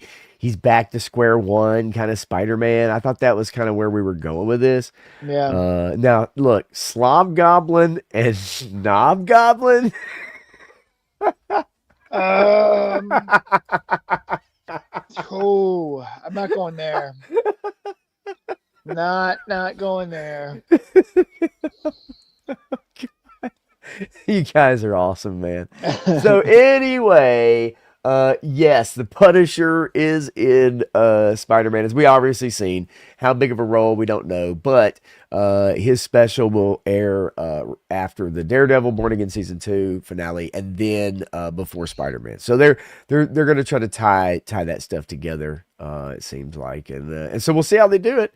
Gotta love Bernthal's Punisher. I'm all Well, about it. All about it. yeah, I mean, he was good in Daredevil, and he was good in the first season of Punisher. The second season of Punisher was not good. Um, it's yeah, not so much. But I do like him as that character, and I think most of the time he's And I don't done a good know. job I with mean, material. yeah, I mean, I didn't really care for him in Born Again season one, so I don't Well, know. We'll see. I will say this, that the best scene out of the whole season one was the one scene in the Yeah, apartment, right? When he yeah, when Matt finds him. I thought that was like the best scene. It's like it seemed like the most authentic scene of the show. yeah. It's like Uh the two actors remembered the characters that they were playing for a minute. yeah, yeah. So That's one probably a more. rewrite, Yeah, it probably was actually, or maybe they just did that on their own. right? So one more bit of Marvel news before we move on to talk about something that's very exciting that started today and is garnering a lot of money. But one more bit of Marvel news. I'd love to see Microchip for sure, 3 star. Ryan Gosling reveals he is in talks with Marvel to play Ghost Rider. It says that Ryan Gosling has been in talks with Marvel to play Ghost Rider in the MCU. The actor revealed during an appearance on the podcast Happy, Sad, Confused. Both host Josh Horowitz, asked Gosling if he would like to officially announce he's playing Ghost Rider. After the two joked back and forth about Horowitz's role in possibly getting him the role, Gosling said Horowitz didn't try hard enough, and when pressed for a response, he said, I don't know what to say. He said, some discussions have been had. It's a complicated situation. And he said that we keep hope alive when the host asked him if there was still a possibility that he would play the character. So he has, in fact, had those discussions Look, with they Kevin they Feige. they're only even talking about this role because he did the movie Fall Guy, right? So Yeah. Yeah, a wonderful character yeah, portrayal for him. No, I think Fall Guy was really his kind of bag, in my opinion. I like Fall Um, Guy. I'm not saying it wasn't fun. I just didn't. I don't know, man. He and this Starfighter movie, we're gonna see how that goes too. But he did reveal he actually has had discussions with Kevin Feige. So if you like Ryan Gosling, you want Ghost Rider back on the big screen, that could be interesting. I'd be curious about his take on the character. Um, I I don't mean, know. he's got to pull a Nick Cage on it, right? I mean, come on, you got to play Nick Cage doing Ghost Rider. I guess I don't know if anybody can pull a freaking Nick Cage, dude. I mean that's something else altogether, right? Yeah. And So let's see here. Real quick, I just want to hit up a couple questions before we move on to this next bit of news. Stu for Lunch said, did you see the trailer for Bus Boys with Spade and Theo Vaughn? I did not. Is that a raunchy comedy movie? That is news to me. Um, I'm assuming that's what Stu's referencing, is that Theo Vaughn is in a movie with David Spade. Um, I think we'll get raunchy comedy movies again. I think these things are cyclical. I think it's Yeah, cyclical in a yeah. way. And then G.I. Jetman says, I know this is a dumb question, but will No Way Home ever be on Disney Plus? I mean, the first two. Well, yeah, yeah, it'll be on there. I mean, it'll, at whatever time they deem to put it on there after its theatrical run, it should join the other movies. I mean, the you've got No Way Home and then eventually Brand New Day, right? And that would be the four altogether, correct? Like Yeah. yeah, I mean that makes sense. As far as the movies together, as far as having the Spider-Man movies on Disney Plus, So, yeah, I would think yep. so. I actually don't know because uh, No Way Home has a larger percentage of Sony involvement. Oh man, you know what? Yeah, actually, that's true. I wonder how that would work out. I have not So read any articles. I've not seen any news about that, so I can't speak on that. Like, so Disney would have to pay Sony to put it on Disney Plus, because there's a split rights issue. So since Sony doesn't have a streaming network, whoever streams that movie has to pay the royalty fees, mm, and then Marvel and Disney would split it. And so I believe that that Disney wants somebody else to stream the movie so that they can get money and Sony can get the money rather than them having to pay Sony to stream it. so this is what I could find right here. While some reports suggest it is arriving on Disney Plus US on April 15th, 2026, it's previously been available on Stars and Netflix instead of Disney There you go. Plus. Yep. And so, yeah, so it seems that it may be coming on April the 15th, but I necessarily can't find anything that just nails that down. So Yeah. but that seems to be that there's some reports out there that's the case. So And hopefully that then answers your question, buddy. then somebody was asking about Spider Noir. It looks like Oh yeah, end of May. yeah, yep. That should be fun. That could be really fun. That could be really Um, fun. yep, yep, yep, I love Nick Cage, so yep. and I And know what a big fan he is of this stuff. So he wants to do yeah, right by all the characters that he plays. I love those Ghost Rider movies. I like both of them. I don't care what anybody says.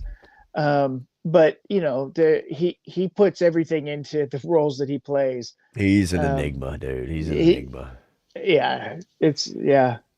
I mean, um, so so no dumb questions, just dumb people who don't lick the like button and subscribe. I agree. There I it agree, is. Stu. Thank you for saying it. Thank you for saying it. All right, let's move on. The G.I. Joe, a real American hero compendium sets 1 and 2 released. Let's see. I think this Kickstarter, let's see, 28 days ago, started earlier today and has reached $1.4 million. Yeah, I mean it fully funded in less than 3 minutes, Holy shit. and it's only been going since what, a 8 our 8, time, I 8 think. a.m. Central Standard Time, I Yeah, believe. yeah. Yes. That is fascinating and tells you there is a market that's underserved for this kind of stuff. So It's out there, right? Like it is if you definitely out there. if you remember, the first set of the compendium broke all Kickstarter records for a comic book project, as it made almost the same as Eric July made on his first comic book release that he did independently. So it Right. made about $3.5 million on the Kickstarter, right? So they're doing another Kickstarter, and we've already blown through a bunch of stretch goals. And this one has potential to reach another $3+ million because there's still people that don't have the first set that are going to buy the first set, or people that have the first set and need the second set. Yes.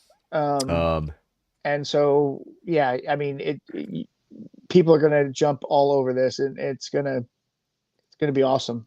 so here is the link right here if you want to back the compendium. And then you get your different rewards, obviously, here on screen with your different pledge amounts. Um, it shows you the different number of backers for each one, and what you will get. You know, man, I mean, look, it goes all the way up to $1,500, by the way.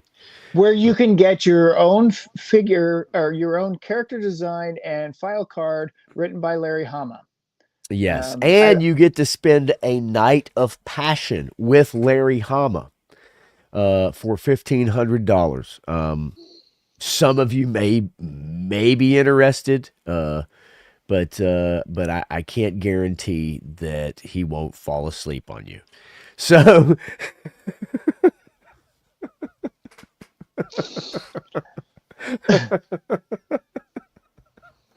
but hey, it's a Kickstarter. Um, so you just have to kickstart him. oh, oh Oh boy. Lord. Anyway, so yeah, you have different options here. Uh the let's get right to the $300 one. I think that's the Well, one so we're that's talking about. that's the standard one. So Yeah, that is standard. Yes. so if you want just the reprinting of the volume 1 hardbacks, that's the price.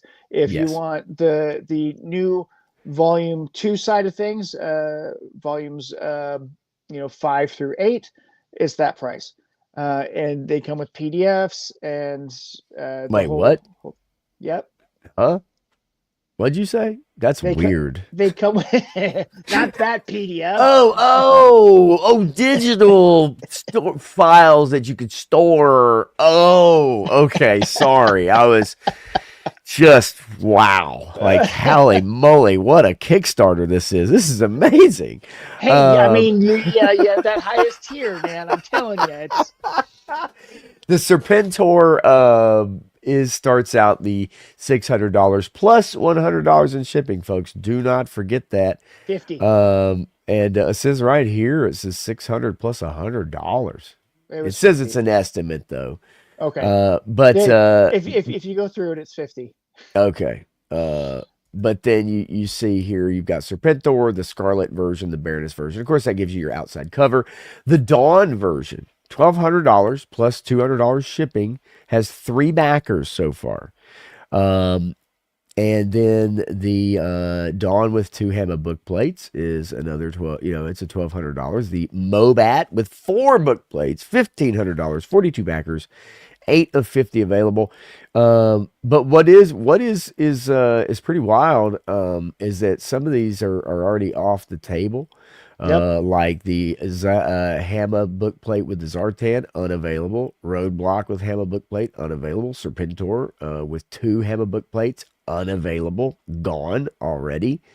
So you can see that some of this stuff is going. So if you're interested, then you need to kind of, get your ass in there. The Night Raven with 4 Hama book plates, $3,500, 10 backers already, gone. So yeah, this thing is shaking and moving, man. This is awesome, really awesome. A lot of people getting into the $600. Most people at the $300 with 900, 700, backers. Cobra Commander only garnering 24 backers for the second So printing. But anyways, it's impressive, man. It's great. I love to see it. I love to see it. what kind of makes me mad is that they're putting some of the Hasbro comic books in this set in the last compendium when they should have been included in the previous one with the Marvel books, because Yeah. in the comic packs 22.5 is an interstitial, right? 32.5, 36.5, they're interstitial. It should be, that's a misprint. That should say 21.5, not 22.5. But anyway, those are 3 interstitials that are in between comic book issues at the Marvel run. This is I mean, look, man, like if you are really into this, then like it's pretty sweet. I mean, it Yeah. is pretty sweet. So I've got I to I admit. I got the first one and it's amazing. I highly recommend it that if you are a fan of the Marvel run and you don't have a complete set of it, this is a wonderful way to keep it and make it look awesome on your shelf and have these incredible tomes that you can open up and they're readable on every page. So they did a special printing so that it doesn't matter where you are in the book, you can fold it open and you can see the whole page without it being bound up in the middle or Right. you having to press out and ruin the book in any kind of fashion. They do a phenomenal job of that. The box art with Andy Kubert is amazing. Now here's the other thing: they've got Order of Battle comics, and one is GI Joe and one is Cobra. And so depending on which set you order, you get one or the other, but you could probably add it on at the end.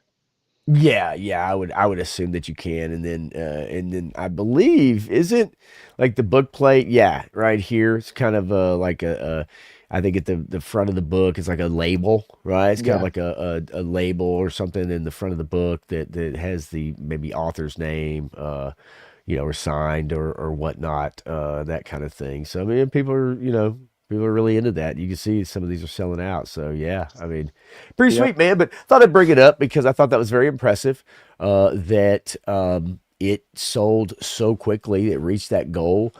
So quickly, and it's now up, like we said, if we go all the way to the top, over $1.4 million, man, in There it just a few is. hours. It's pretty sweet, man. Yeah, Clint, GI Joe is the greatest universe in pop culture. But didn't you say Harry Potter was the greatest universe in pop culture earlier? I gotta figure you out, Clint. You're messing with me, man. Uh, Whatever we're talking about is the greatest thing in all of pop I culture. agree because we are talking about it. That's That's right. why. Um, but yeah, man. Look, I mean, most of the people that are in here, I think we know where their loyalties lie when it comes to 80s pop culture.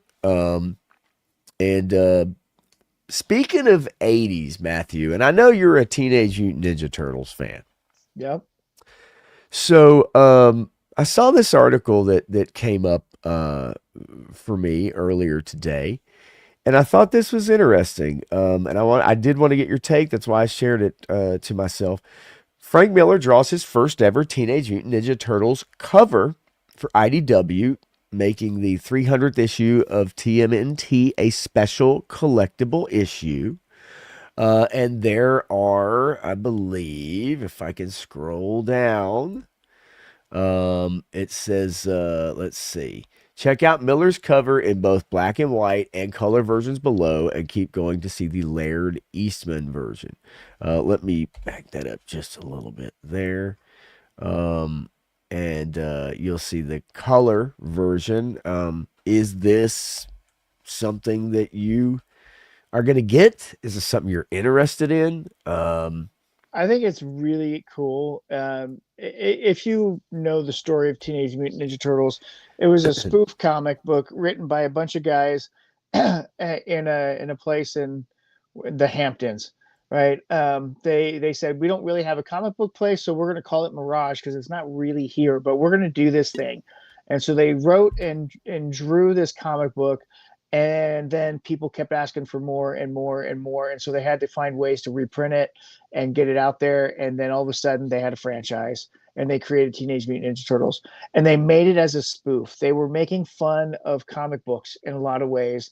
And they took the ones that they loved and they loved Daredevil. They loved Frank Miller's Daredevil. yeah. And so they kind of told what if something else happened with the stuff that blinded Matt Murdock and made him Daredevil? What if that was actually the ooze that made the Turtles the Turtles? And so they did that whole thing, and they used all the things from Daredevil universe. So the stick mentor in Daredevil is Splinter, Rat, and the hand ninja that fought Daredevil is the foot ninja in Teenage Mutant Ninja Turtles. So they took all the parallels they could. So having Frank Miller do a cover for them, I think is absolutely phenomenal. Yeah. I would love to see Give me two Daredevil. seconds, buddy. Sorry, man. If Yeah, you can. I was just waxing poetical. You could, you know, seeing Frank do this kind of stuff is awesome. And like I said, I would love to see Daredevil interact with the Turtles and just have all that play out. I think it's so fun.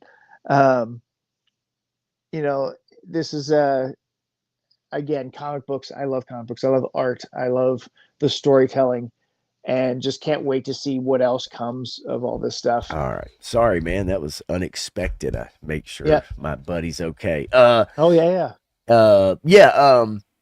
So I like this. I grew up on the Frank Miller stuff. I still have my Punisher versus Daredevil. Right. The little trade that came out years ago. It's a graphic novel actually. Where there's kids involved. It's about saving kids, so you may remember that one. It's a very interesting book. It's very graphic. I still love that, and I've held Yeah. on to it forever. But yeah, this is cool, man. Pug with Toys, how you doing, man? Good to see you. It's fun hanging out on Pug's Pit the other night, man. It's a good time, uh, as always. Yeah. Actually, Yeah. last Friday Yeah. night, um, and yeah. So I wanted to get your opinion on this just because I knew that you definitely dig the Ninja Turtles, and we both like Frank Miller and whatever kind of character that he is. But I found this interesting for the 300th issue that they were going to get him to draw his first ever cover for it, and then here is the Eastman and Laird, which harkens back to what I also have, which is the very first couple graphic novel Teenage Mutant Ninja Turtles that ever came out. I still have those from childhood as well, and I love that original look. I liked it when they, in the black and white. I liked it that the scarves and everything didn't have any of the colors right. You didn't have the different colors to differentiate. I love the look that each turtle had their own look uh design, whether that was being a little thicker or a little taller, their neck, maybe one of them was a little longer. Yeah. So yeah, I dug that, man. And used to draw them. I used to sketch them all the time. I've showed them off on a stream or two of some of my sketches back then, and that was what I sketched. I sketched the comics, not the cartoons. Right. Yeah. And so yeah, I like this though, man. I think this is cool. And it says here, oh, let's see here. Like you said, direct elements that the writer and artist borrowed in their creation of the Four Turtles, which is Miller's popular work on Daredevil, which you just spoke about. Uh, and so for him to come onto this knowing probably what that means to those guys, it's pretty Yeah. cool. So Yeah. it's going to hit shelves July 22nd and will feature a never seen before cover by Eastman and Laird. It says which we are rectifying by giving it a preview below, which we just did. They're also putting out a blind bag for the issue as well. I think that starts getting into the issues with comics that I hate. But all but guaranteeing that number 300 will be one of the top selling indie issues of the year. Yeah. So, yeah, probably will How, do pretty well. how is that an indie issue? What?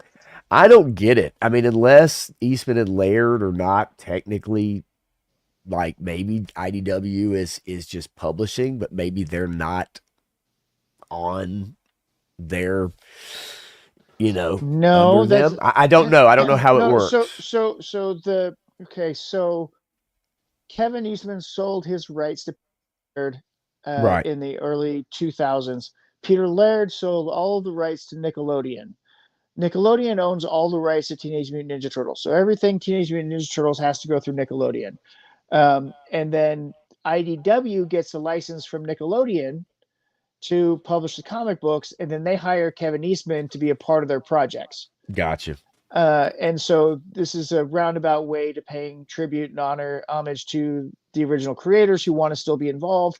Peter has no desire, had no desire, came back briefly for the last Ronin story to finish that up with Kevin because they had started that so long ago. And then Kevin and, oh gosh, Pete Walsh. No. Anyway, One of the other guys took that to the next level with the Last Ronin stuff that they've been doing, and they Okay. gave the main IDW Mutant Ninja Turtles book to somebody else. They've been writing it very poorly since after issue 100. Um, and I haven't paid attention. So then they rebooted the whole thing, and they're telling different stories now. So as far as I know, IDW has the only rights to produce this. Is this an IDW book? Yeah. Yeah. So I don't understand how it's an independent I don't either. They company. just kind of snuck that in on the they snuck it in the article. And it doesn't seem that they really kind of give any credence to that. It's Yeah, because just I kind of mean, they just snuck it in there. So I'm not sure exactly what. and unless you're looking at Comics Bay, Ripaverse, or that's it. I mean, those are the only independents Interesting. left. I Yeah, mean, yeah, no, I mean, I know you're right. you might be Uh, able to count Skybound Image in some of that, but that's because they're more the creator focused. right. IDW is a acquisition company, really, that's been losing money hand over fist for a while now.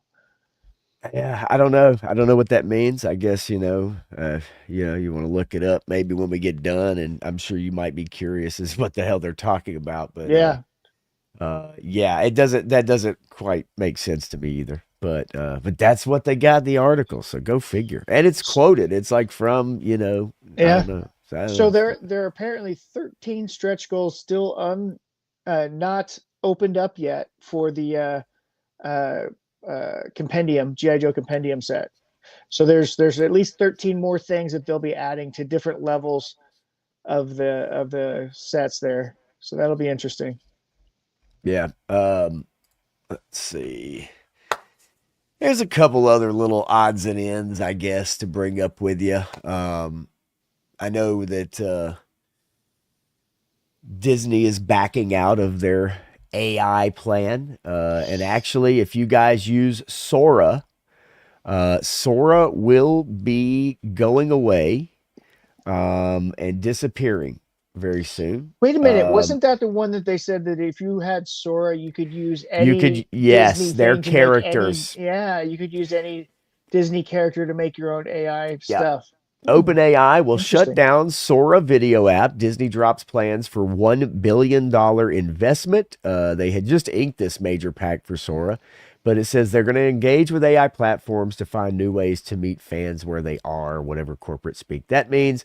But it says here, OpenAI said it's discontinuing Sora. We are saying goodbye to everyone who created with Sora, shared it, and built the community around it. Thank you.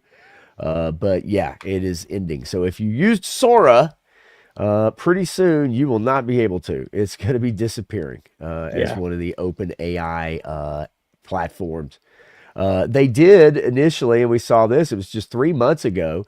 Disney inked a deal with them under a 3-year licensing agreement that users could generate, they could pay a fee to generate videos from a set of more than 200 masked, animated, or creature characters from Disney, Marvel, Pixar, and Star Wars.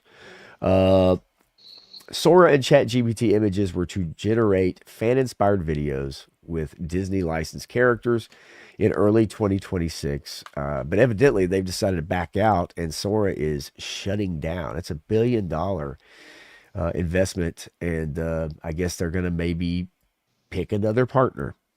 It seems like Are not. they? Are they? Are they? There's not a lot of other information other than giving you a little I bit of mean, history about how much more Sora. money can And they waste on that? yeah, well, a lot because all these companies have bought in lock, stock, and barrel on AI and AI Yeah, production. but I mean, they have to be. I mean, they owe like $20 billion in debt right now. Yeah, I How much know. more I debt know. are they going to accrue? Well, every time I bring that up, Matthew, there are certain people out here that watch our stream sometimes that try to bring up the stock prices and how much Oh, Disney makes off their okay, no, no, no. parks and Hold how on a much they second. do and oh Hold they on a have this and second. that. And I'm like, no, they still No, have have hold on a a second. lot of debt. Their Like stock prices are technically down from what they were over 10 years ago. I So know. so 10 years ago, you had a $110 stock price for Disney. Right now, you have a $99 stock price for Disney. So in 11 years, you've lost money, a lot of money, because it's never really gone up enough for you to accrue anything from. And it hasn't stayed the same. So you're not even getting interest or anything. So you've lost a lot of money. Is it my understanding that if you purchase a bunch of IP and you spend, let's just say, for instance, you spend $4 billion on an IP, and in over a decade or more, you haven't made that much off of it, doesn't that mean you've lost money off of it? Now, I'm not saying that you can't make money through other means, okay, through toys and things of that nature, but technically, right? If you gobble up stuff, which is what Disney does, they buy properties. Okay. If you don't make the money back on it, like that means you've lost money on that investment. Does that make sense? Is that Yeah. somewhat correct, or am I really stupid in this? So yeah, no, you're spot on there. Because if we think about it, which Star Wars, if we're talking Star Wars specifically, which Star Wars movies have made money for Disney? The Force Awakens, that made Yep. money. The Last Jedi, that made money. The Rise of Skywalker I don't think it did. It make money? Rel- lost money. yeah. Yeah. Exactly. I mean, yes, it made a bunch at the box office, but ostensibly it lost money. Once the actual numbers came out about what they spent on it because of filming in UK, they actually lost money on They that did. film. So they made money on two films. All of the others were so far over budget that they lost money on them. Solo, a Star Wars story, the most famous one, because they had to reshoot 70% of that movie, because Kathleen Kennedy fired Lord and Miller, who made Project Hail Mary and is doing really Right. well, making other stuff right now. Fired them to bring in Ron Howard to reshoot the whole thing, or most of it, and they lost so much money on that movie. And they're like, "Hey, look how successful it was." It wasn't successful. None of the other Star Wars properties have made them any money. None of the stuff on streaming has actually made them money. So they've been blowing money, but they haven't made uh, they haven't made 4 billion back yet. That's what I find so fascinating about it, right? And then to say, oh well, they still through buying up other properties, not only haven't made money on that, but you're right, just even the stock price is down. But yeah, they're not they're still in have accrued a lot of debt. And Disney Plus still is not making money for them. Years No, later, it's no, not making money for them. and it was a dumb investment to begin with. And Sony learned this lesson a long time ago, and they decided not to do it because of how much money they lose. So they didn't do it, and they're the only smart ones out there. Netflix makes money. Amazon Yes. doesn't care, but they've already changed their streaming service, as of what, next month or whatever. They're changing their fee structure and their side of things, and the Prime connection to their streaming service. They want you to pay extra for their streaming service now, and that still has ads in it. Tubi makes money Yeah. off of streaming, but they're a free service, and they make money off of streaming, and they're licensing stuff to put up there. So these companies that are hoarding their information are not. Uh, HBO might come close, but not really. yeah, it was obviously the direct result of COVID, and for some reason I think a lot of these companies thought we were all going to be stuck inside for the rest of our lives. Like that's literally how they attacked it Well, because it wasn't just that. It was, they thought, hey, we could make a whole lot of money and force everybody to come to us to watch our content. of course, yeah, of And they course. thought that that would be enough, and they didn't realize how much money they lost by not licensing it out to Netflix or to other streaming services, to Tubi or whatever. Well, if somebody, losing those revenue streams, and then not only spending money on like shows with an episode cost of 8 to 25 million, $28 million an episode. uh $25 million an episode, you my got to God. sign a lot of people up to your service, and you got to keep them more than a month. And then when you do it on a lot of these, like, hey, we'll give you the first 3 months for a discounted price, the first month for, whatever. And then when you drop shows all at once, then people can watch a bunch of stuff and then not renew the membership until the next time, that 3 years later when you release a new season. Yeah. And then they just do it again. So it has not worked out for I mean, Peacock is one of the silliest and just most embarrassing versions of what a streaming service should be. It is Well, sad. and I will tell you, the CBS app was the worst ever, but Oh yeah. I think Peacock is right next to him. It's terrible. Um, uh, Terrible. and that's why we called it CBS All Ass. It CBS is All all Access. ass. And then Paramount took it over and they fixed some things, but they kept some of the A little same bit. clunky functionality. And it's not a great app, but No. they've got some good programming. But you know, They do, and some of which they are highly touted and yet can't even crack their own top 10 in performance for Star Trek, Starfleet Academy, rather. and then they go and buy Warner Brothers, and now they're saying they're going to try to keep everything separate. So they're going to try to keep Warner Brothers separate from Okay, Paramount. And I'm like, okay, we'll see. how's that going to work? Yeah, we'll see.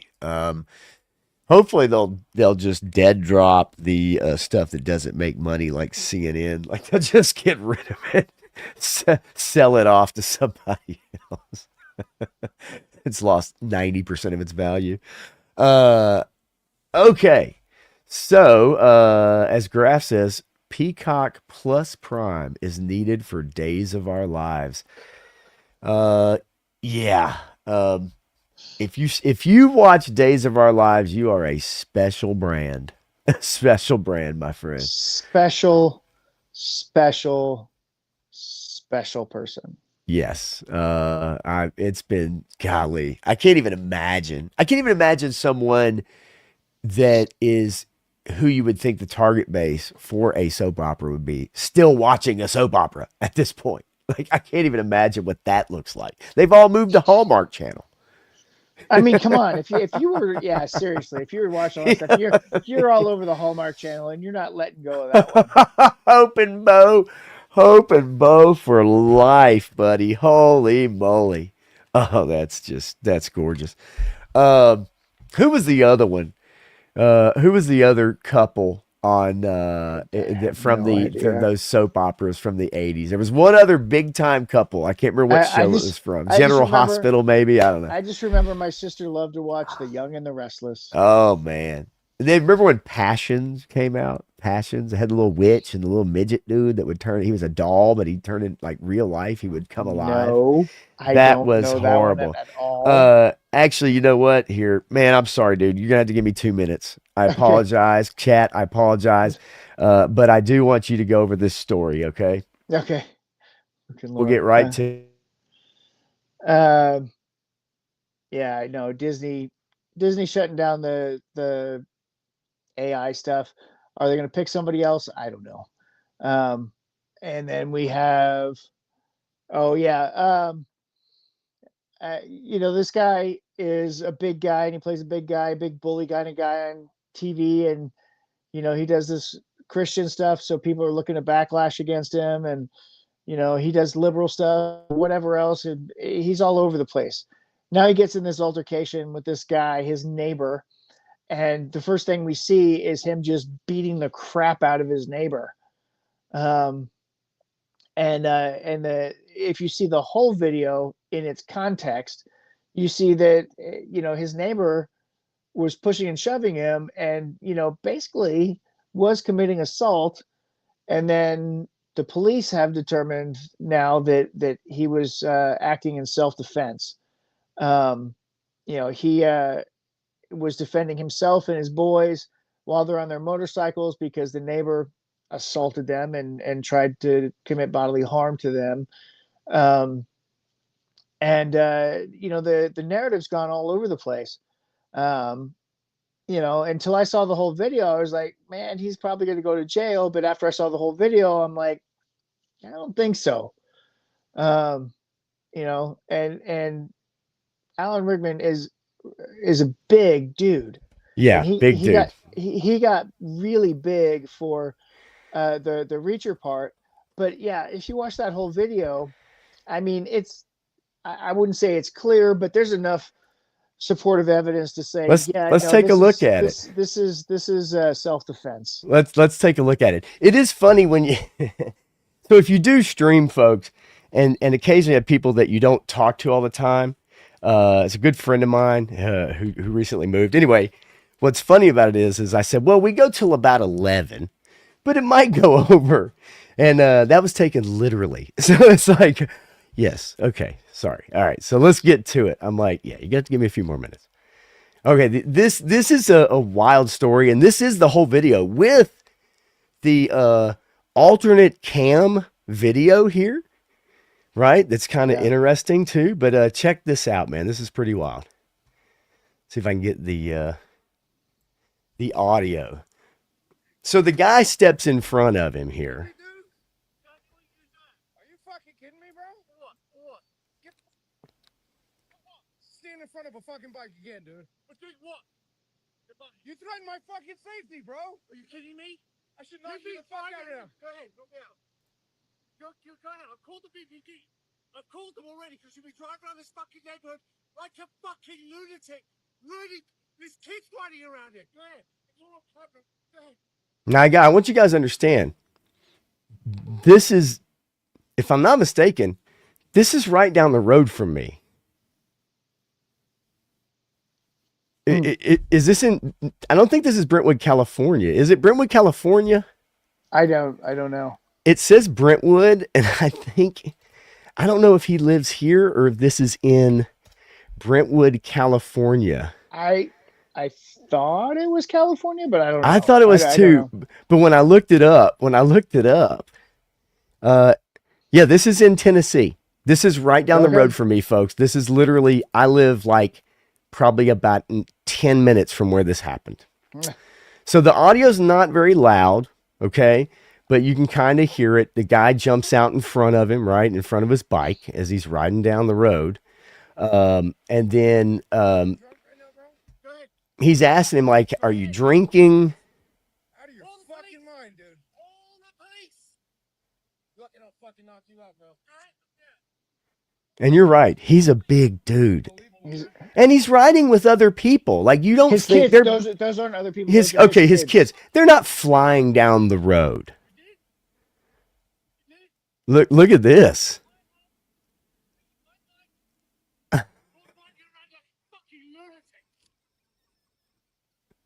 I mean, but I get it. People get testy because I'm not going to lie, around my streets, and I know you guys have had this happen too. People fly around through residential streets, 25-mile-an-hour roads and stuff like that. Now look, as he tries to pull away, right? And the guy gets back out and tries to shove him, tries to push him.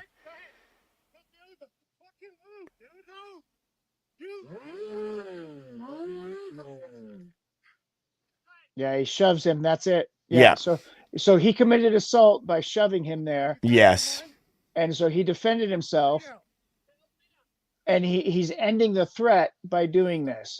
So yeah, this is protecting himself, his kids. I want you guys family. to look at the size of these houses, by the way. Yeah. This is a nice area of town. So clearly, yeah, this is the whole video. Yeah. The parts of it we need to see. And from this context and everything that we've seen here, and from what I've seen from the other videos, this is all self-defense. That guy is a lunatic. Yeah. If it's not your job to jump out in the middle of the road and stop this thing, right? If you called the cops because you think they're being dangerous, okay, fine. If you want to film them because you think they're being dangerous, fine. As soon as you engage with this, you are committing a crime. You are assaulting someone because he got physically violent with him, and then he got responded to in an appropriate fashion. And Alan did what he could to stop the violence from continuing and to protect himself and his family. And Yeah. I don't think that there's any jury out there that's going to say otherwise in this situation should it ever go to trial. But the police have decided not to file charges against him because of this evidence from the helmet cam, Right. and the other subsequent footage that they've received. And this is what a lot of people don't understand. Every state is a little bit different, but for the most part, if you meet something with equal force, you're good. If you don't escalate the force quotient without due cause, you're good. Yes. And He that's did the thing. he did not escalate it in any further fashion than he stopped the situation from happening. So that guy got his butt beat by a man who was defending himself and his family and have every right to do so. And he you know, who knows, as far as, and maybe we'll find out more about the neighbor, but yeah, they've closed Well, this. They're not going to pursue any charges. And you're right, if you don't, it'd be one thing if, like, the guy pushed him and then Alan Richardson decide to, like, pummel the guy into a coma, right. Yeah. or really mess the dude up. Then yes, you're talking about, does the reaction fit the initial action? And that would in be this no case, in that case. But this, right. you're right, This it case, does. yeah.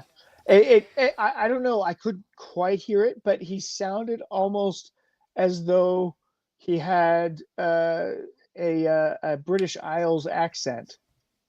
Did it sound like that? Yeah, he to does. you? Yeah, yes, he does. He does. He So does. he's coming from a delusional nation that's lost its way and is probably angry about a lot of stuff right I'm now. glad you said it. I'm glad you said it. He's one of the lucky ones. He got out, but then he came over to this horribly racist country. I don't know what he was thinking.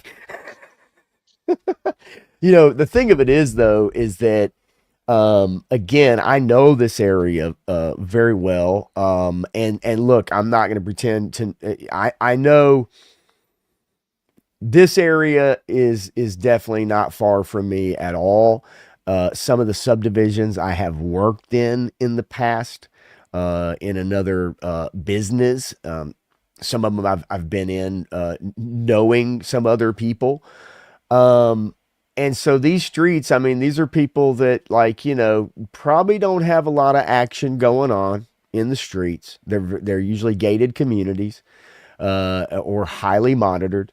I doubt very seriously Alan Richardson was riding around on his bike with his two kids behind him and they're hauling ass, tearing ass through the neighborhood. I seriously doubt that that's what's going on. And I almost guarantee you that he probably gave them the entire camera footage because he's probably Yes. recording the entire drive. Absolutely. Right.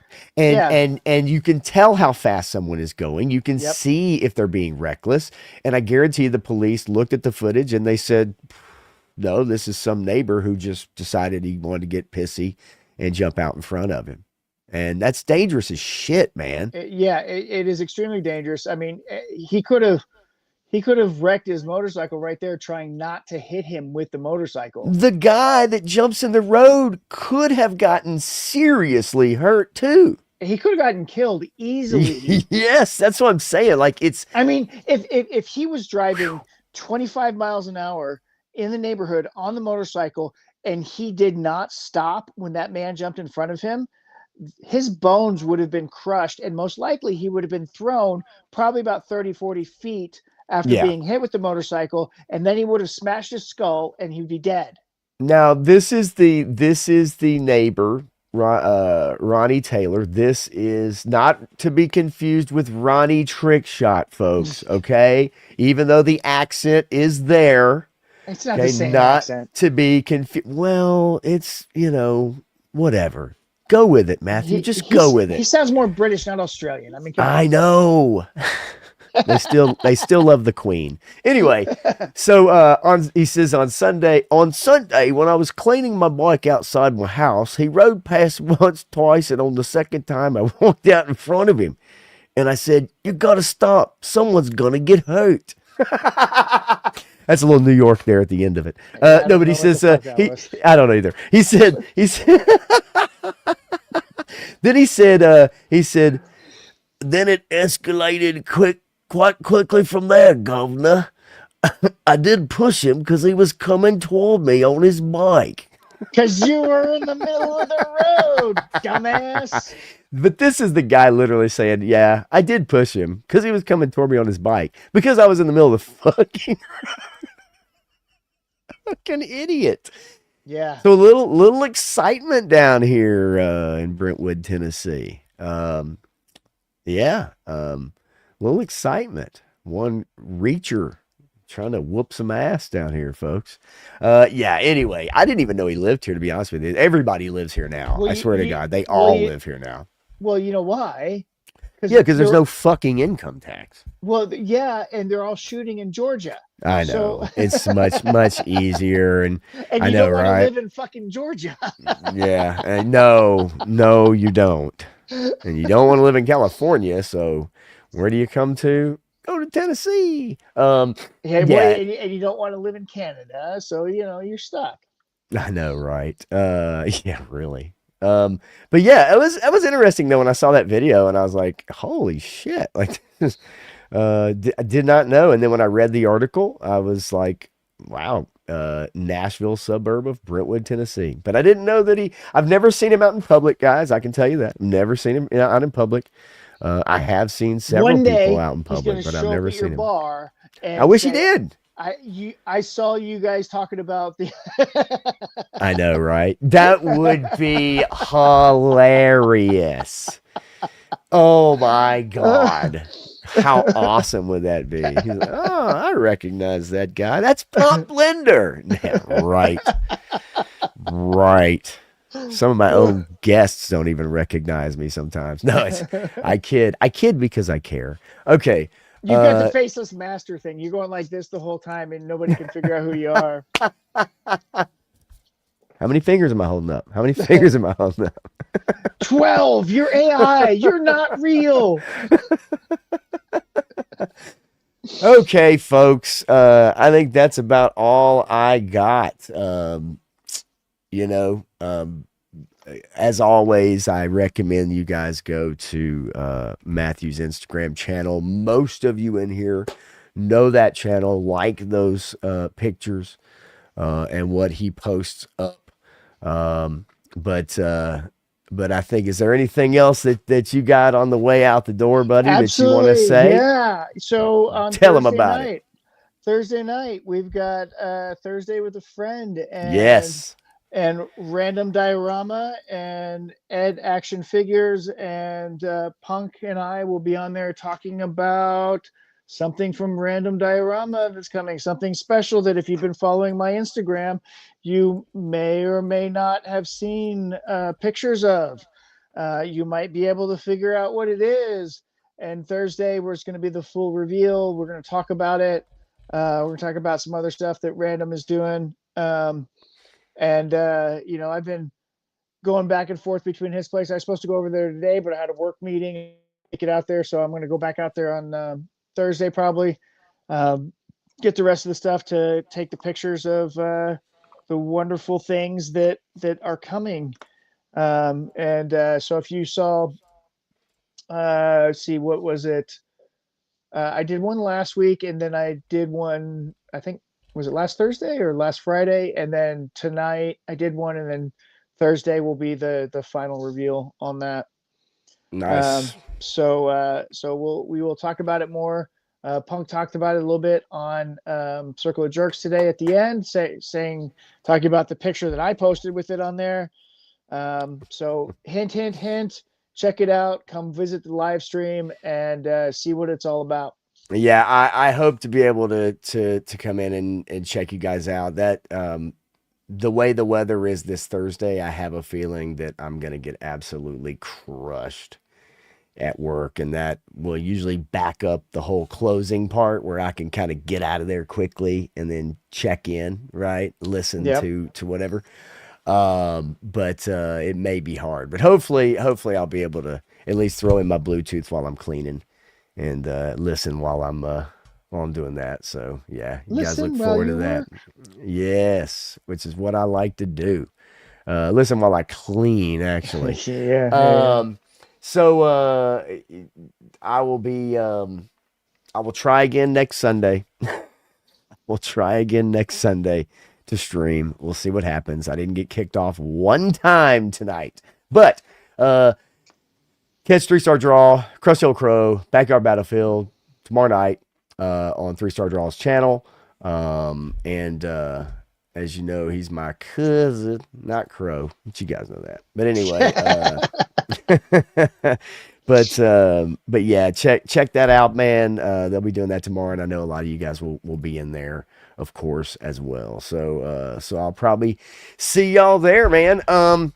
I guess really until next time, until next week, man, I'll give my review on Born Again episode 2 and 3. And we'll maybe talk about that a little bit, see if it gets better, man. Fingers are crossed, y'all. Until next time, man, we really appreciate it. And we'll see you guys then. Thanks.